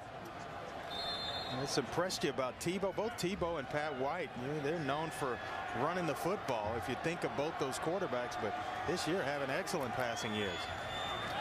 Huge hole up the gut. Hall with the first down out to the 37. Well, we're going to be quick to maybe award an MVP if West Virginia wins the game to Pat White, but I'll tell you what, right in the middle of the formation, a man that's just doing the dirty work. Eric Wood, the center for Louisville, is certainly the MVP of this football game for the Louisville Cardinals. He just smoked 2 guys on that. I mean, it's amazing. It's easy to play center when you don't have a guy over your face mask each and every down, but it's tough to play it when you got a nose guard fighting you every play. He smoked him, and then he got to the second level and pancaked the linebacker.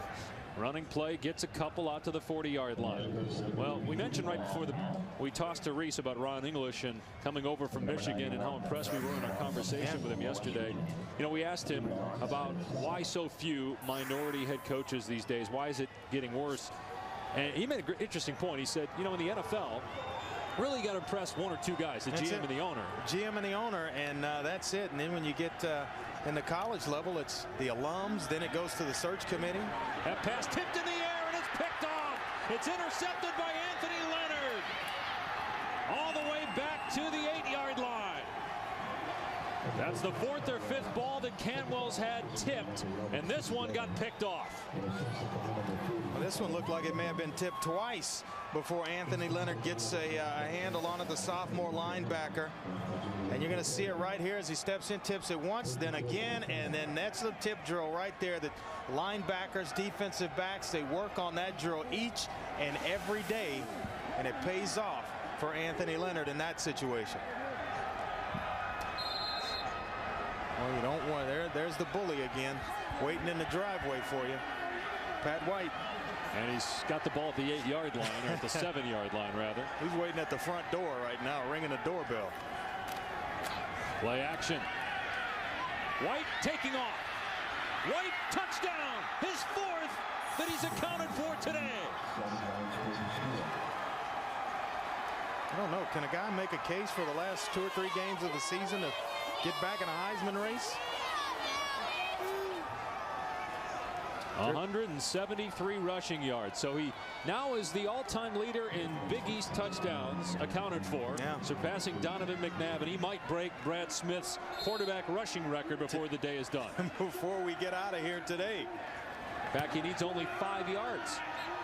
I got a feeling. Excuse me. That's 25 yards. I'm going to go on a limb and say that it goes down today. But watch him right here. Nothing open, surveying the field. And this is where it can really hurt you. When the seas part, he can step through and make something happen with his speed. 3rd rushing touchdown, also a passing touchdown for Pat White as Louisville's turnovers continue to kill him. That's what Rich Rodriguez kind of misses at Michigan right there. That type of quarterback to run and execute his offense. You know, Pat White is a special player. You know, we're talking about Ron English and how it's much harder, he feels, for minority candidates to get head coaching jobs because of all the levels you got to get through to get the job. And you know, Mike Loxley at Illinois, we spoke to him about this as well, and there was a report yesterday on ESPN.com, a source saying that he interviewed for the Clemson job. And you know, one of the other things that have been talked about, you know, if you keep interviewing and you don't get a job, sooner or later athletic directors start saying, well, what's wrong with him? Why can't he get a job? Yeah, all of a sudden you're a bad interviewer or something that becomes attached to you. But the different levels, 1 or 2 guys, is either the general manager or the owner that makes a decision in the NFL. So it's a little bit easier in that transition. You got to go through the alums, then the search committee, then the board of regents on the collegiate level, and somewhere, and then the president, somewhere along the line, it could get shot down in all those different layers. Scooped up by Tronzo, the up man, and he's out to the 38-yard line. Well, another school this week named a head coach in waiting, Texas and Will Muschamp, and I can understand why schools are doing that to protect the guy they want to take over the program so he doesn't leave elsewhere. But isn't that hurting minority candidates? Well, I think so. But you're going to hire who you're comfortable with. I was kind of surprised at that one because I thought Major Applewhite left Alabama to become the next head coach in waiting at Texas. If they were indeed going to name one, then all of a sudden it's Will Muschamp who's elevated to that title. Well, it did help Joker Phillips, who is the head coach in waiting at Kentucky, when Rich Brooks steps down, as Anderson takes it to the 41-yard line, tackled by Francho Allen. Here are the 6 minority head coaches remaining. Turner Gill at Buffalo may end up getting a better job if Buffalo ends up winning the MAC. He's had an excellent season this year at Buffalo. And Sylvester Croom, not a guarantee that he's back next year with the struggles at Mississippi State. Boy, Kevin Sumlin at my alma mater had a big win the other night against Tulsa, put 70 on the board against a high-scoring Tulsa Golden Hurricane team. Here's Anderson as a flag flies, and he's wrapped up at the 40-yard line. Actually lost a yard there.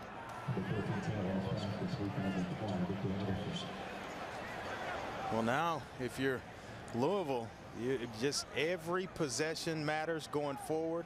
Getting ever so close to the 4th quarter of this ball game. 1:37 left in the 3rd quarter of this one. Shot block on the offense, number 71. 15-yard penalty. Suck it down. And that's certainly not going to help you right here when you're backing up and you need to go forward. Down 14, still a lot of time left in this game for Louisville.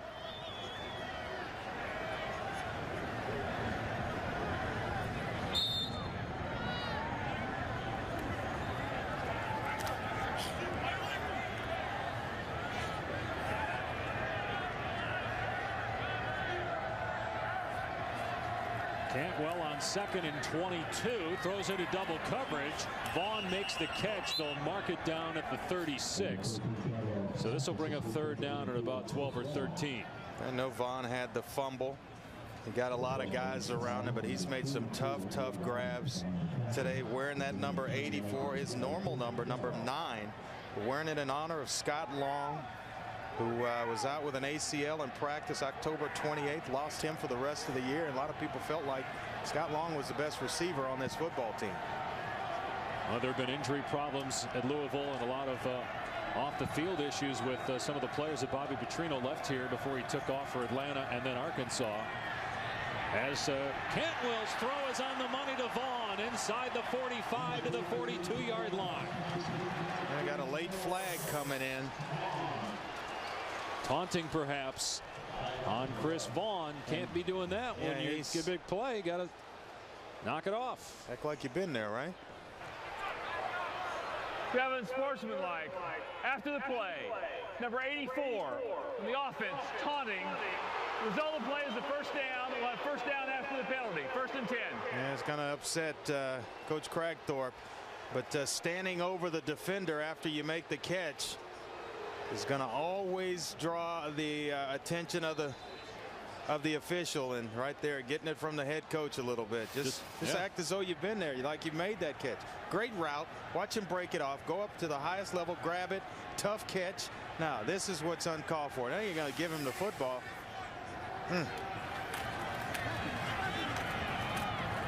Here's Bolin out to the 48-yard line, and that will likely be the final play of the 3rd quarter. You just can't do things to hurt your football team. It's all right to get up, celebrate with your teammates.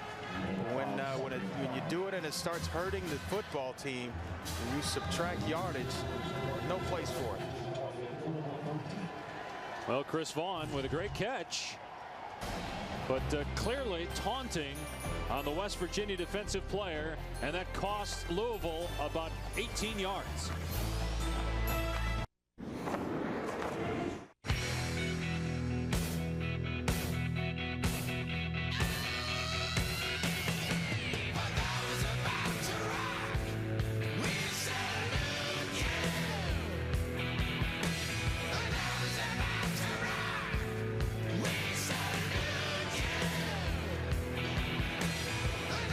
Salute to Pat White. 4 touchdowns today. He is now the all-time leader in touchdowns accounted for in Big East history, passing Donovan McNabb.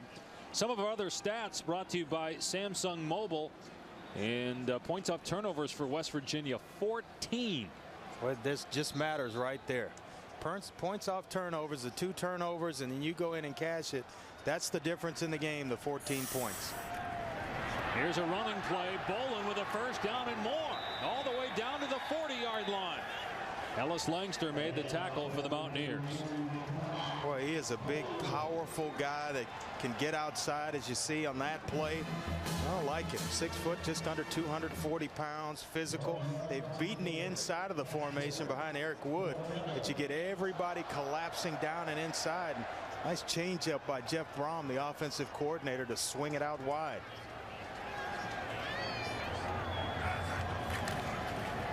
Bolin again. This time not a lot of running room. Remember, Louisville needs a win to get bowl eligible. West Virginia needs to win its remaining 3 games against Louisville, Pitt, South Florida, and then have Cincinnati lose a game to win the Big East. You'll be at the Cincinnati-Pittsburgh game tonight, doing that for ESPN Radio. Yep, headed down right after this one, and get to see another good college football game tonight. A little chilly down there as well. One of the best running backs in the country, LaShawn McCoy at Pittsburgh. Play fake. Cantwell in trouble. Flag down. And 2 flags down as the pass is caught by Burns at the 35. And now they're saying incomplete. Well, let's see what the flag is. Holding. 82 on the offense. 10-yard penalty. Replay, 2nd down. All right, back to the studio. Here's Reese. All right, guys, Ohio State and Michigan, once again, another huge play for the Buckeyes on a punt. Ray Small not suspended, not being caught, at least not for a while. An 81-yard punt return that would set up the Buckeyes in the red zone just inside the 10. And from there, Terrell Pryor to Brian Robisky for the touchdown. The Buckeyes have it again, 1st and goal, and it's 28-7. Well, how about that throw by Pryor as he's getting crunched, able to complete it. Cantwell with a pretty good throw. Troy Paisley on the catch, and he lost the ball. They're going to say that he was down at the 29-yard line by Kent Richardson. Well, you know, when Steve Cragthorpe took over this program, I mean, he came in and kind of had to start rebuilding from the ground up. We got an injured player there on the field for it's Paisley, the wide receiver who caught the pass for Louisville. But you know, it wasn't an ideal situation for Steve Cragthorpe as he tried to mend and paste this thing together. A lot of had to do some house cleaning, so to speak. A lot of players left this program. Yeah, 21 players were kicked off the team, and then 44 players out of the 89 recruits over the last few years for Bobby Petrino either were removed or left on their own. There were some academic issues as well with the mess that Petrino left here. Tom Jurich was very patient with Bobby Petrino. Petrino eventually leaving for the NFL and the Atlanta Falcons, and then leaving that job mid-season to go back to Arkansas. But Tom said this week that Coach Cragthorpe's his guy, and that he's safe even though they're struggling. But Cragthorpe did a great job at Tulsa and is highly thought of in the coaching community. His son of a coach. Boy, that's amazing. 44 kids out of 89 was recruited by Bobby Petrino. Either didn't qualify, never made it, or were kicked off. That's a lot of guys that you're trying to still run a program, win, get yourself bowl eligible, and right on the brink of it. First down from the 29, and trying to get outside is Powell. Pushed out of bounds at the 22. You know, it's a kind of a different culture. When you think Louisville, you think high flying, you know, balls in the air, a lot of passing, and this year it's been a little bit different. Done a little different on offense, more of the ground attack, as you see 3 guys, Bolin, Powell, and Anderson, getting it done today. But you're usually thinking big time receivers and Brian Brom throwing it around, or whomever under the center for Louisville. Here's Powell, and he's close to the first down. Looks like he's got it at the 19. They've had some great quarterbacks over the years here at Louisville. Obviously going back to Johnny Unitas, as Good makes the tackle there for West Virginia. And there he is right there. Played 2 ways, played safety, right? When he was here at Louisville as safety, well. A lot of quarterback, a little bit of safety.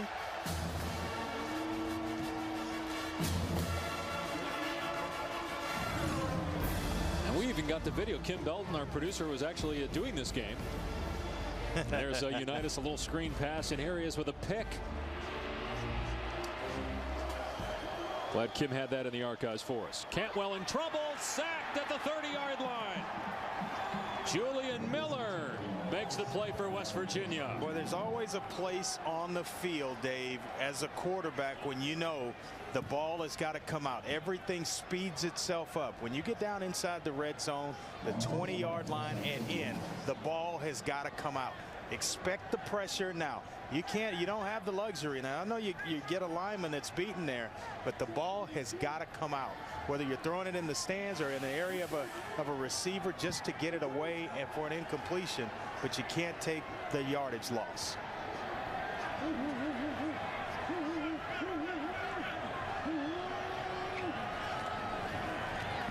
Cantwell gets rid of it quickly this time, and it's nearly intercepted by Morty Ivy, who made a great break on the ball. Got 3 interceptions this year. Couldn't pull that one in, but still broke it up, and it's 3rd down and 21. When you turn on the film and you start watching West Virginia defensively, Morty Ivy just kind of stands out. He jumps off the film at you, a very instinctive player, reads the eyes of the quarterback very well, comes up and runs support. I think he's got a shot. I really do think he's got a shot to advance to the next level. Louisville has now run 26 more plays than West Virginia, but they're down. Vaughn on the catch, and that's only going to get about 6 yards. Tackled by Ian Smith, so it's 4th down And 12 or 13. Do you go here? I guess you're at the point where you have to, I right? think you have to at this point in the game. And Steve Cragthorpe certainly thinking it over, and he's made the decision. Well, again, their field goal kicking has been as bad as anybody in college football. They're 5 of 10, only 5 made field goals all year. So, wonder if a kicker or two were one of those 21 dismissed. On 4th and 16, Cantwell's pass broken up by Sidney Glover, incomplete. And West Virginia takes over on downs. Andrew Robinson, the intended receiver, might have been short had he caught it anyway. Mountaineer football in command by 2 touchdowns. Welcome back to Louisville, Kentucky. There's Micah playing My Old Kentucky Home. Andre, I know you're a big fan of that song, and also a big fan of the Mountain Mama Country Road song. Which one's better? Which one do you like better if you had to pick two? One or the other? You got me, big fella. You got me with that one. Well, of course, they're not playing Country Road here. Although they were harassing Pat White, a lot of the fans were before the game, and he said, "I got your Mountain Mama." And Pat White with a terrific day, accounting for 4 touchdowns, and he's off and running again. And remember, he needs only 25 yards to pass Brad Smith as the all-time leader in quarterback rushing yards. He might be close after that run. Got a block downfield from another quarterback, Bradley Starks. They're going to rule him a little bit short, just about the 42-yard line. But if you allow him to get out on the edge, the speed will just flat out kill you right there. You see him just kind of work his way out of bounds, but just so dangerous with the football in the open field.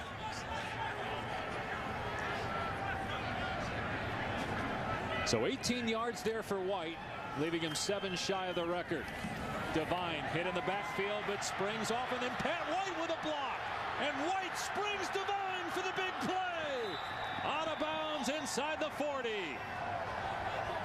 Boy, the ultimate team player in Pat White. And talk about indispensable right here. Watch this. And it's a defensive lineman. Noel Devine's going to change gears right there. Nice little block. You don't have to throw a knockout block, but just enough to get in the way and create a nice crease for Noel Devine. Maurice Mitchell didn't like that. He flipped Pat White over. He said, "That's a quarterback who just blocked me." He knows the film room tomorrow. There'll be a little bit of whispers going on about being blocked by the quarterback.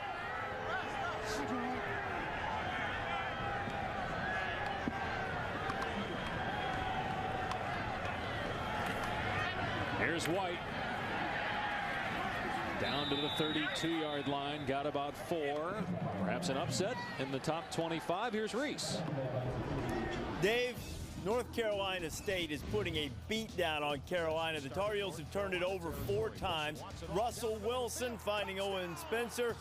31-10. Wolfpack hasn't committed a turnover, and that's been the difference so far. The ACC. I mean, NC State's at the bottom of their division. It's been the craziest year in that league anyway. I mean, Maryland, we saw them earlier in the year beat Cal. They get blown out by Virginia. Then Virginia gets blown out by Duke. Here's Bradley Starks, and he's got the first down to the 25-yard line. Pat White now 3 yards shy of breaking Brad Smith's record. And for those of you curious, since we're talking about Pat White and what he might be at the next level, Brad Smith, former quarterback in Missouri, playing wide receiver with the New York Jets. Kind of see him maybe in that same role. That's everyone's kind of pointing that direction when you talk to NFL personnel about Pat White. He's not against making a move. Would like I'm sure to have an opportunity to play quarterback, but not opposed to making a move. White gonna throw here, and that pass is perfect. Touchdown, Jock Sanders. How about the touch on Pat White's throw? Well, this is the difference in Pat White this year than any other year. He's been the Big East Player of the Year, Offensive Player of the Year 2 consecutive years, but this year might be his best, especially throwing the football. And he's thrown 2 today that have been just straight dimes. 5th touchdown accounted for Pat White today. He's going to break Brad Smith's all-time rushing record for quarterbacks. What a day as West Virginia appears on its way to its 7th win, keeping its Big East championship hopes alive. Pat White, 3 rushing touchdowns, 2 passing touchdowns. This one to Jock Sanders. West Virginia 35, Louisville 14.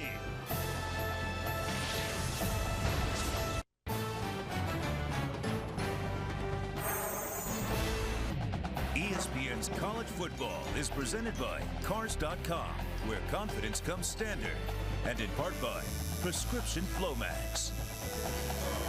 Well, the 4th annual Greater Kentucky Tattoo and Piercing Expo going on at our hotel. We didn't even know there was a 1st annual, but I think at the Colonel. You know, just the sound is enough to turn me off. By the way, that constant buzz. Andre will be stopping back at the Tattoo and Piercing Expo to get a tattoo in between this game and the game tonight, Cincinnati Pitt. Here's Thompson on the return past the 35 out to the 36. Let's take another look here at the Colonel and the kind of job that the tattoo artist did. And that's pretty good, wouldn't you say? Let's see what the real Colonel looks like. This is a little comparison here. What do you think? Pretty good work. It is. Good work. And Pat White might as well just tattoo number 1 on his arm, because he now is number 1 in career touchdowns for a Big East player, and by the end of today could be the all-time leading rusher in college football among quarterbacks. Here's a screen to Victor Anderson. Not much. Got the 37-yard line before Brandon Hogan made the play. Tonight, Graham Harrell and the Texas Tech Red Raiders, speaking of number 1, might get there if they knock off number 5 Oklahoma. Great game. Saturday Night Football presented by Southwest Airlines, part of Rivalry Week, presented by Samsung Mobile on ABC tonight, 8 Eastern. Remember, Alabama still has to play Auburn next week in the Iron Bowl. Cantwell sacked by Julian Miller back at the 30-yard line. Well, EA Sports has been predicting games for us all year. They predict that Texas Tech will win the coin toss, first of all. Yep, it'll start off Graham Harrell to Michael Crabtree, take an early lead, but then Sam Bradford's going to come right back, lead Oklahoma at halftime. Texas Tech will lead at 21-17, and then all of a sudden they're going to be able to get pass rush on Graham Harrell like no other team has done this year. DeMarco Murray as well in the running game will run Oklahoma to a victory, 38-31 in tonight's ball game. How accurate do you think that is? It was very accurate in Texas Tech, Texas. So gotta pay close attention to that one. Anderson's going to come up about 12 yards shy of the first down. So 4th down here, Louisville probably will go for it. And if Oklahoma wins that game, then there's a 3-way tie in the South between Texas, Oklahoma, Texas Tech. Could come down to the BCS standings as to who wins that division. I got to think, though, it's going to vault Oklahoma to about number 2, provided Alabama doesn't lose. You put them ahead of Texas? Oh, yeah. I think it's going to happen. They're in a lot of the polls already. They're ahead of Texas, and I think 2 of the 3 polls, they're ahead of Texas. Flags down as Louisville elected to punt. Now, if Texas Tech wins, do you move them ahead of Alabama to number 1? I don't think so. I think Alabama's going to sit right there, and if they are able to take care of business going down the stretch, they win out. Alabama wins out, then we've got an interesting national championship game, but Alabama still got Florida in the SEC championship game, who might be playing the best football of anybody in the country. Participation against West Virginia. 15-yard penalty, first down. 12 men on the field for West Virginia. Let's take a look at our All-State BCS standings.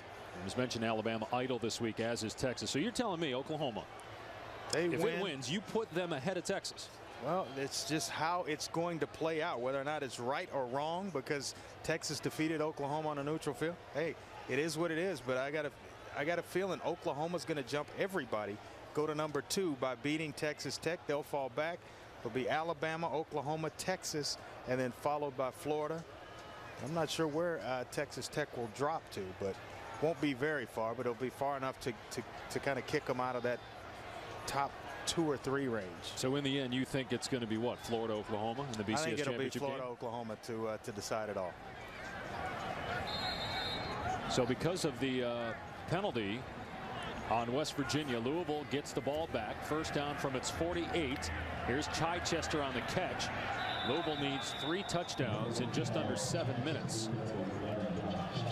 Chichester, as he grows as a player, going to be a dangerous red zone threat with all that size, good hands, knows how to position his body, and you can just kind of throw it up and let him throw up the jump ball and let him go get it. 6'8", 224 pounds. He's not a string bean playing out there. Cantwell with a ton of time, and his pass is tipped, and then Chichester made the catch. Almost intercepted by Kent Richardson. Good concentration by Chichester. Excellent job of following the football with his eyes, even though it was kind of tipped by Glover. Let's watch the eyes of Hunter Cantwell right here. This is a nice throw. Driving the football between 2 deep coverage. It's a tip, but excellent job by Chichester. Kind of hanging with the throw, the concentration. Cantwell goes short. And it's caught by Beaumont at the 17-yard line. So a gain of only 3 there. And there's an injured West Virginia player.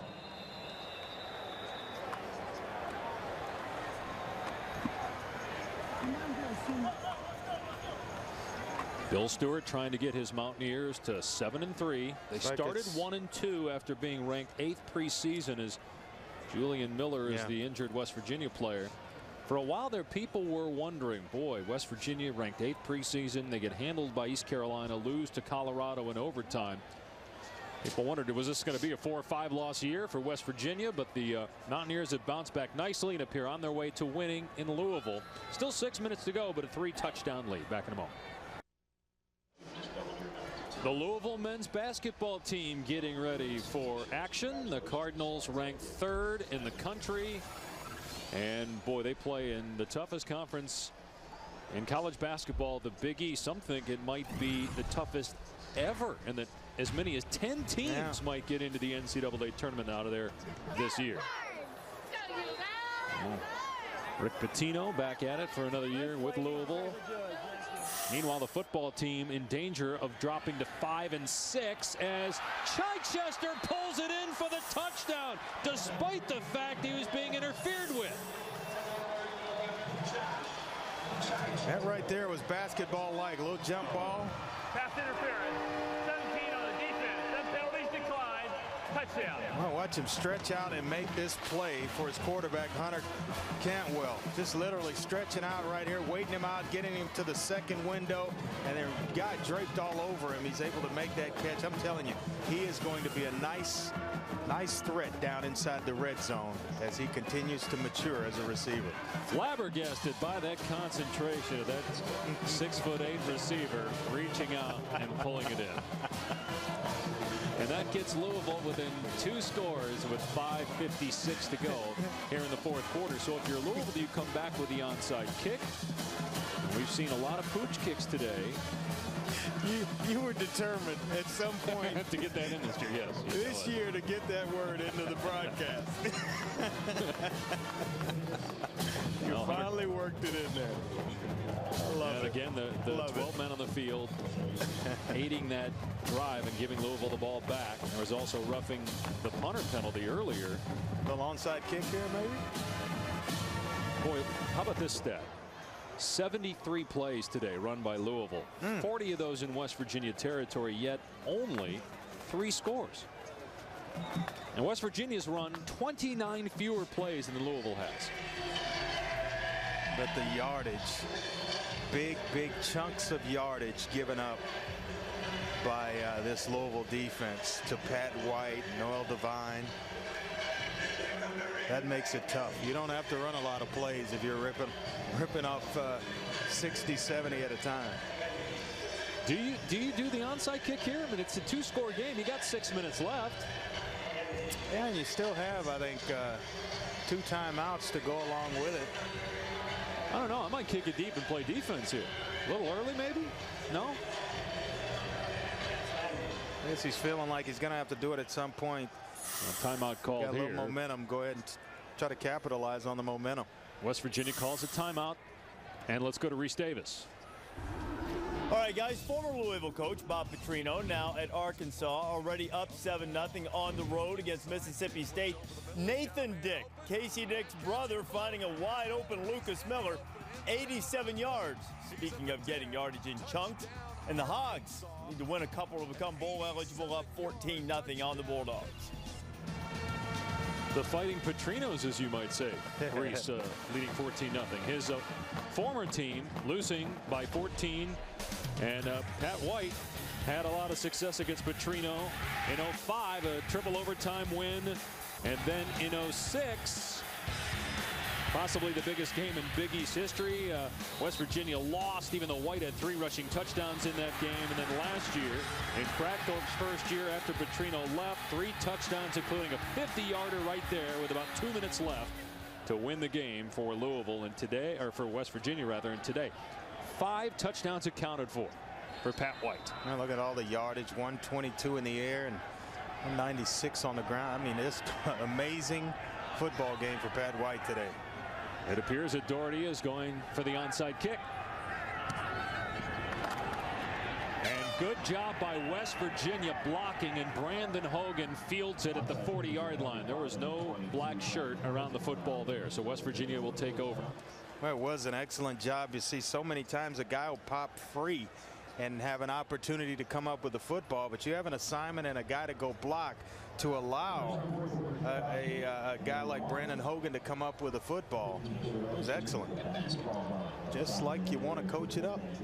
Pat White 3 yards shy of breaking Brad Smith's all-time record. I'm going to go out on a limb and say that he gets it before the game's over. Trying to become the all-time leading rusher among quarterbacks in college football history.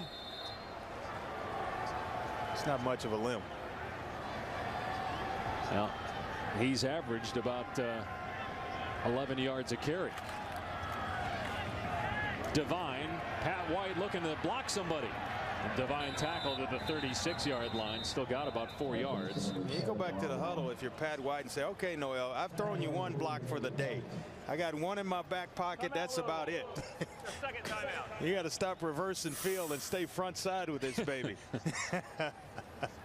You'll watch here as Noel Devine comes back the other way, and now Pat White's out there. First matched up against the defensive lineman, Maurice Mitchell, and now I'm just going to play body position in this deal the second time around. Well, coming up in about a half an hour over on ABC, a huge one in the Big Ten. If Penn State beats Michigan State, it wins the conference. If Penn State loses the game and Ohio State beating Michigan, Ohio State would represent the Big Ten in the BCS, likely the Rose Bowl. College football presented by Best Buy as part of Rivalry Week presented by Samsung Mobile, coming up on ABC.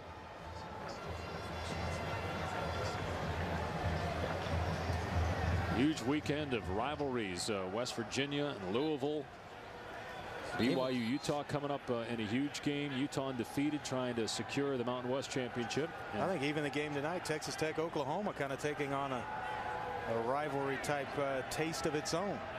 That's at 8 Eastern on ABC. Pat White on the run, and he gets a block, and Pat White slides close to the first down, and it appears that White now past Brad Smith. We'll see officially whether he did it on that carry, depending on where they spot the ball. Timeout, Louisville. It's our third and final timeout. And Louisville exhausting its timeouts. A big third down coming up as he is 2 yards shy, and White is at 200 yards, so he passes Brad Smith, all-time leading rusher among quarterbacks in college football. Just a smart football player as well. Realizes that he's getting close to the sideline, doesn't want to go out of bounds, sliding inbounds and getting down and keep the clock running.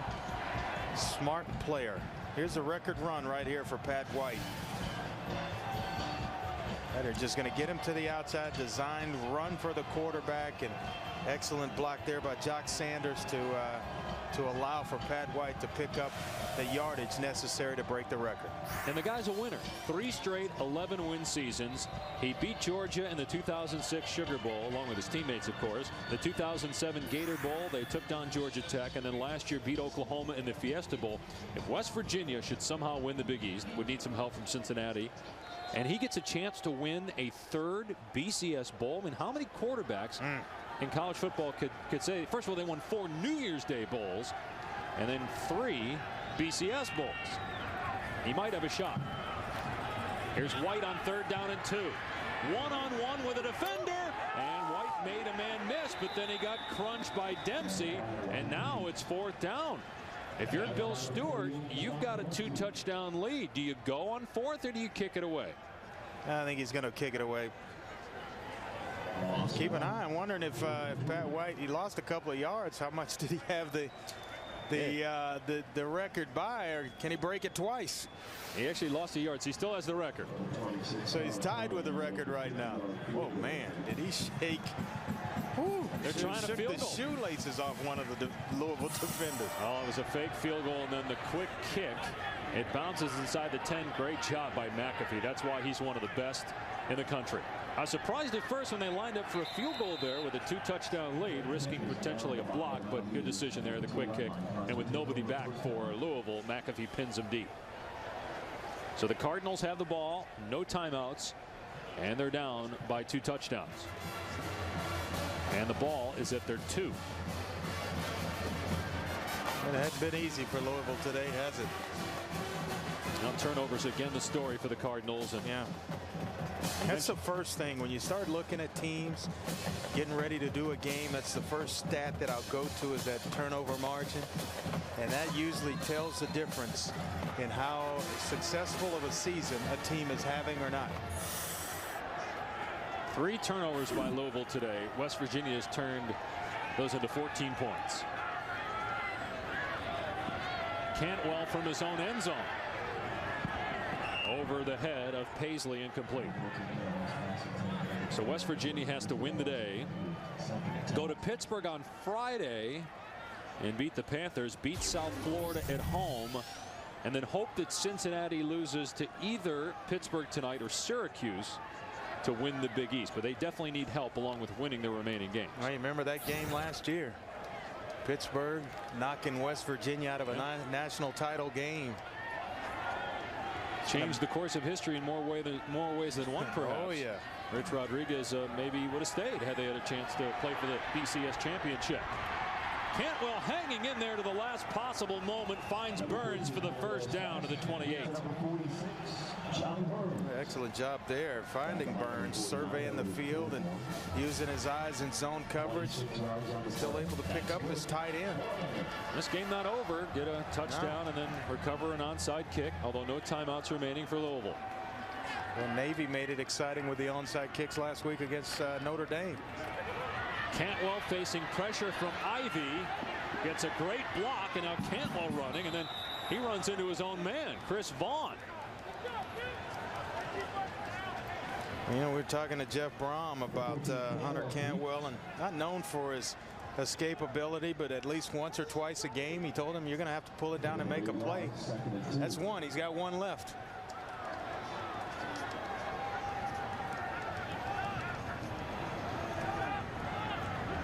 Here's Beaumont, who gets drilled by Brandon Hogan. We've had some big hits, and they hurt more when it's cold. Well, Brandon Hogan seems to be everywhere on the field.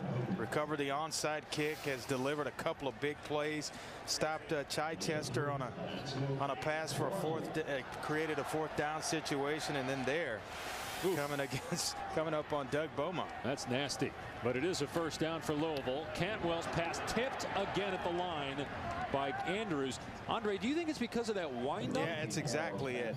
I think you hit the nail on the head. It takes so long for him to get the ball out that he's winding it up. It gives the defender, and you talk about the next level, some of those will be going the other way. That's at least 5, maybe 6 tip balls at the line of scrimmage. I mean, he drops it down to bring it up. Most guys just go straight up and it's a flick of the wrist, but his is coming down below the launch point and then back up and above it. Cantwell's pass behind Burns, incomplete. The backup quarterback, Matt Sims, who is Phil Sims' son. Phil was born in Louisville. Matt, his release point is very low. It's actually a lot lower than Hunter Cantwell's. To start, it's just almost like a pushing type motion.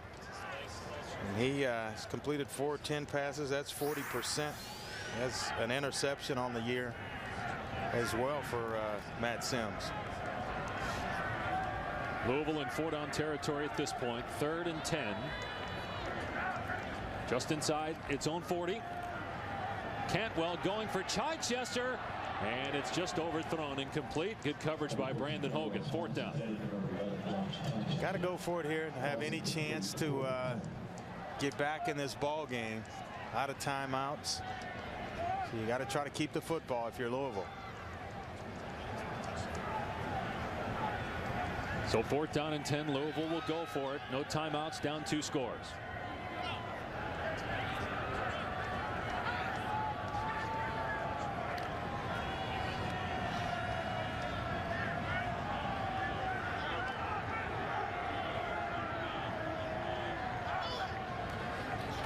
Flag down.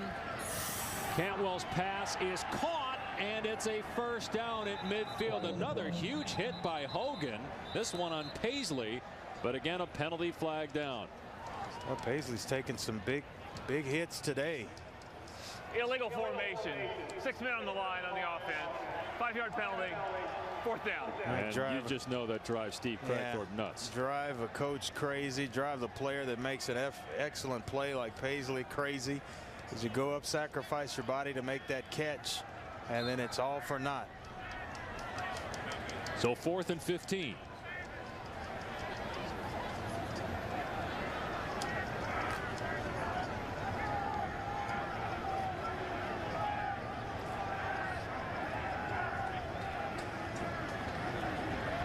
Cantwell, and down he goes.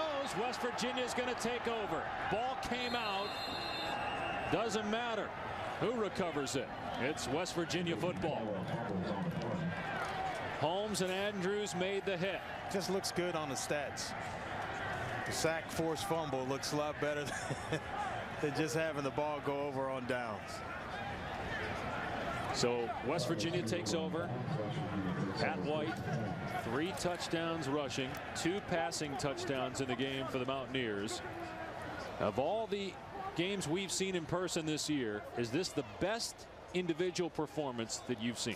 I think it's close. I really do. I mean, I've been very impressed with Pat White, and you talk about him at the top, and he didn't disappoint all the way through. Michael Crabtree, you can throw his name in there in some instances, but Terrell Pryor, a week or so ago, he was fantastic and is continuing to grow as a quarterback. Devine not afraid to initiate contact there with the defender Dunning near the 1st down. There's some games this year, Tim Tebow, that you've had a chance to watch him and him operate that Urban Meyer offense. Been fantastic, but I don't know if one that just stands out in my mind like this, where it's been the double-edged sword, where the running of Pat White as well as the couple of touchdown passes and the manner in which he's delivered them.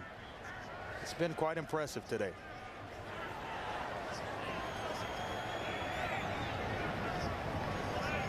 West Virginia's only had to throw the ball 11 times. They've run it 37 times. Here's Devine with White blocking again. Devine reversing field. All that to get back to the line of scrimmage. John Dempsey on the tackle. Clock running. Louisville can't stop it.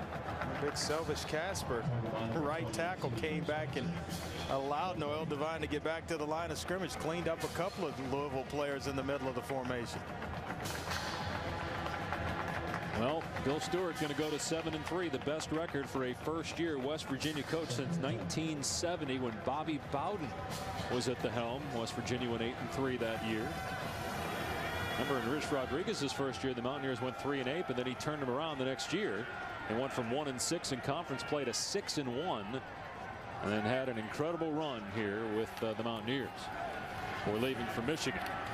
White. He's back over 200, or at least right at 200. Tackled by Dempsey.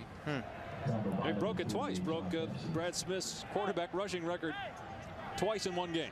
Yeah, but he's shaken up on that play, and maybe start to wonder why he's even out there with a 2-touchdown lead and no timeouts for Louisville. They can't stop the clock. I think this one you got pretty much in your back pocket. May have just been, so cold that you still feel the lick, but I'm going to take my chances, get him off the field, and get him ready for next week. I know he wants to stay in the game, but you got to get him out there. Call a timeout and get him off the field. He hands off to Devine, and the ball's fumbled, and Louisville recovers it. The Louisville football game's not over yet, but boy, take a look at this, how Pat White gets himself injured. You got a defender there just kind of twisting on the ankle as John Dempsey makes the tackle, goes down low, and see the ankle roll there, but he's got a nice little hold on it, giving it a little twist at the bottom of the pile. And at that point, you've got a 14-point lead. Why even running plays? Just take a knee. They can't stop the clock. Take a knee, end the game. You got to come back on Friday and play Pittsburgh. You got a short week. You need Pat White for that game. I agree totally, my friend. And instead they leave him out there and run their offense. Saw that on a couple of occasions this year. And you always wonder, why not just take the knee and go down and run the clock out? Chichester made the catch. You know, Pat White's had some concussion issues, and he's got a different helmet on than some other players. A great day. We just hope that it's not his last day and he's walking around okay over on the West Virginia sideline. Cantwell to Chichester again. We're seeing the coming out party of a receiver, although he couldn't hang on to it there. Looked like he had it, and then contact by Richardson and Sowers, and he couldn't pull it in. Gets a little cold. It's hard to hold on to that football, especially when your hands are coming down on someone else's helmet. Well, that is tough. Ball feels like a rock anyway because it's just so cold. West Virginia will improve to 7-3, 4-1 in the Big East, needing to win out and have Cincinnati lose a game to win the Big East title. Cincinnati plays Pittsburgh tonight on ESPN2. Cantwell hit as he throws, incomplete. Scooter Berry with pressure.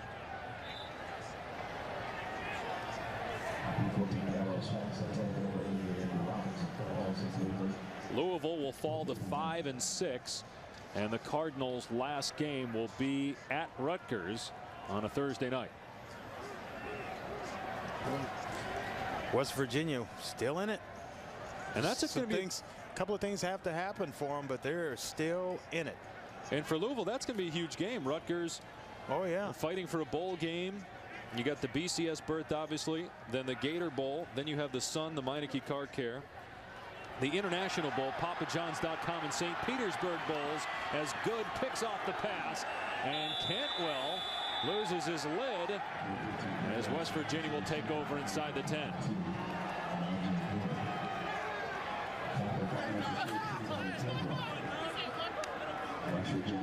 Najee Good, the linebacker, read the eyes of Hunter Cantwell, and he tries to stop. A nice effort here on the part of the quarterback. When you throw one, you at least got to go fetch the guy that picked you off. That's kind of insult to injury there. Oh though. yeah, helmets coming off, all kind of 3 interceptions. Bad things today. Now Bill Stewart will take the knee, run this 4 seconds off the clock, and end this baby. As Pat White hobbles up to the line to take the snap. Again, unsure why that you'd even put him in the game there. That just doesn't make any sense. That'll end the game. West Virginia 35, Louisville 21. Bill Stewart's Mountaineers go to 7-3, still alive for a Big East championship. Cincinnati plays tonight against Pittsburgh, and the Mountaineers have the Panthers on Friday. This has been a presentation of ESPN, the worldwide leader in sports.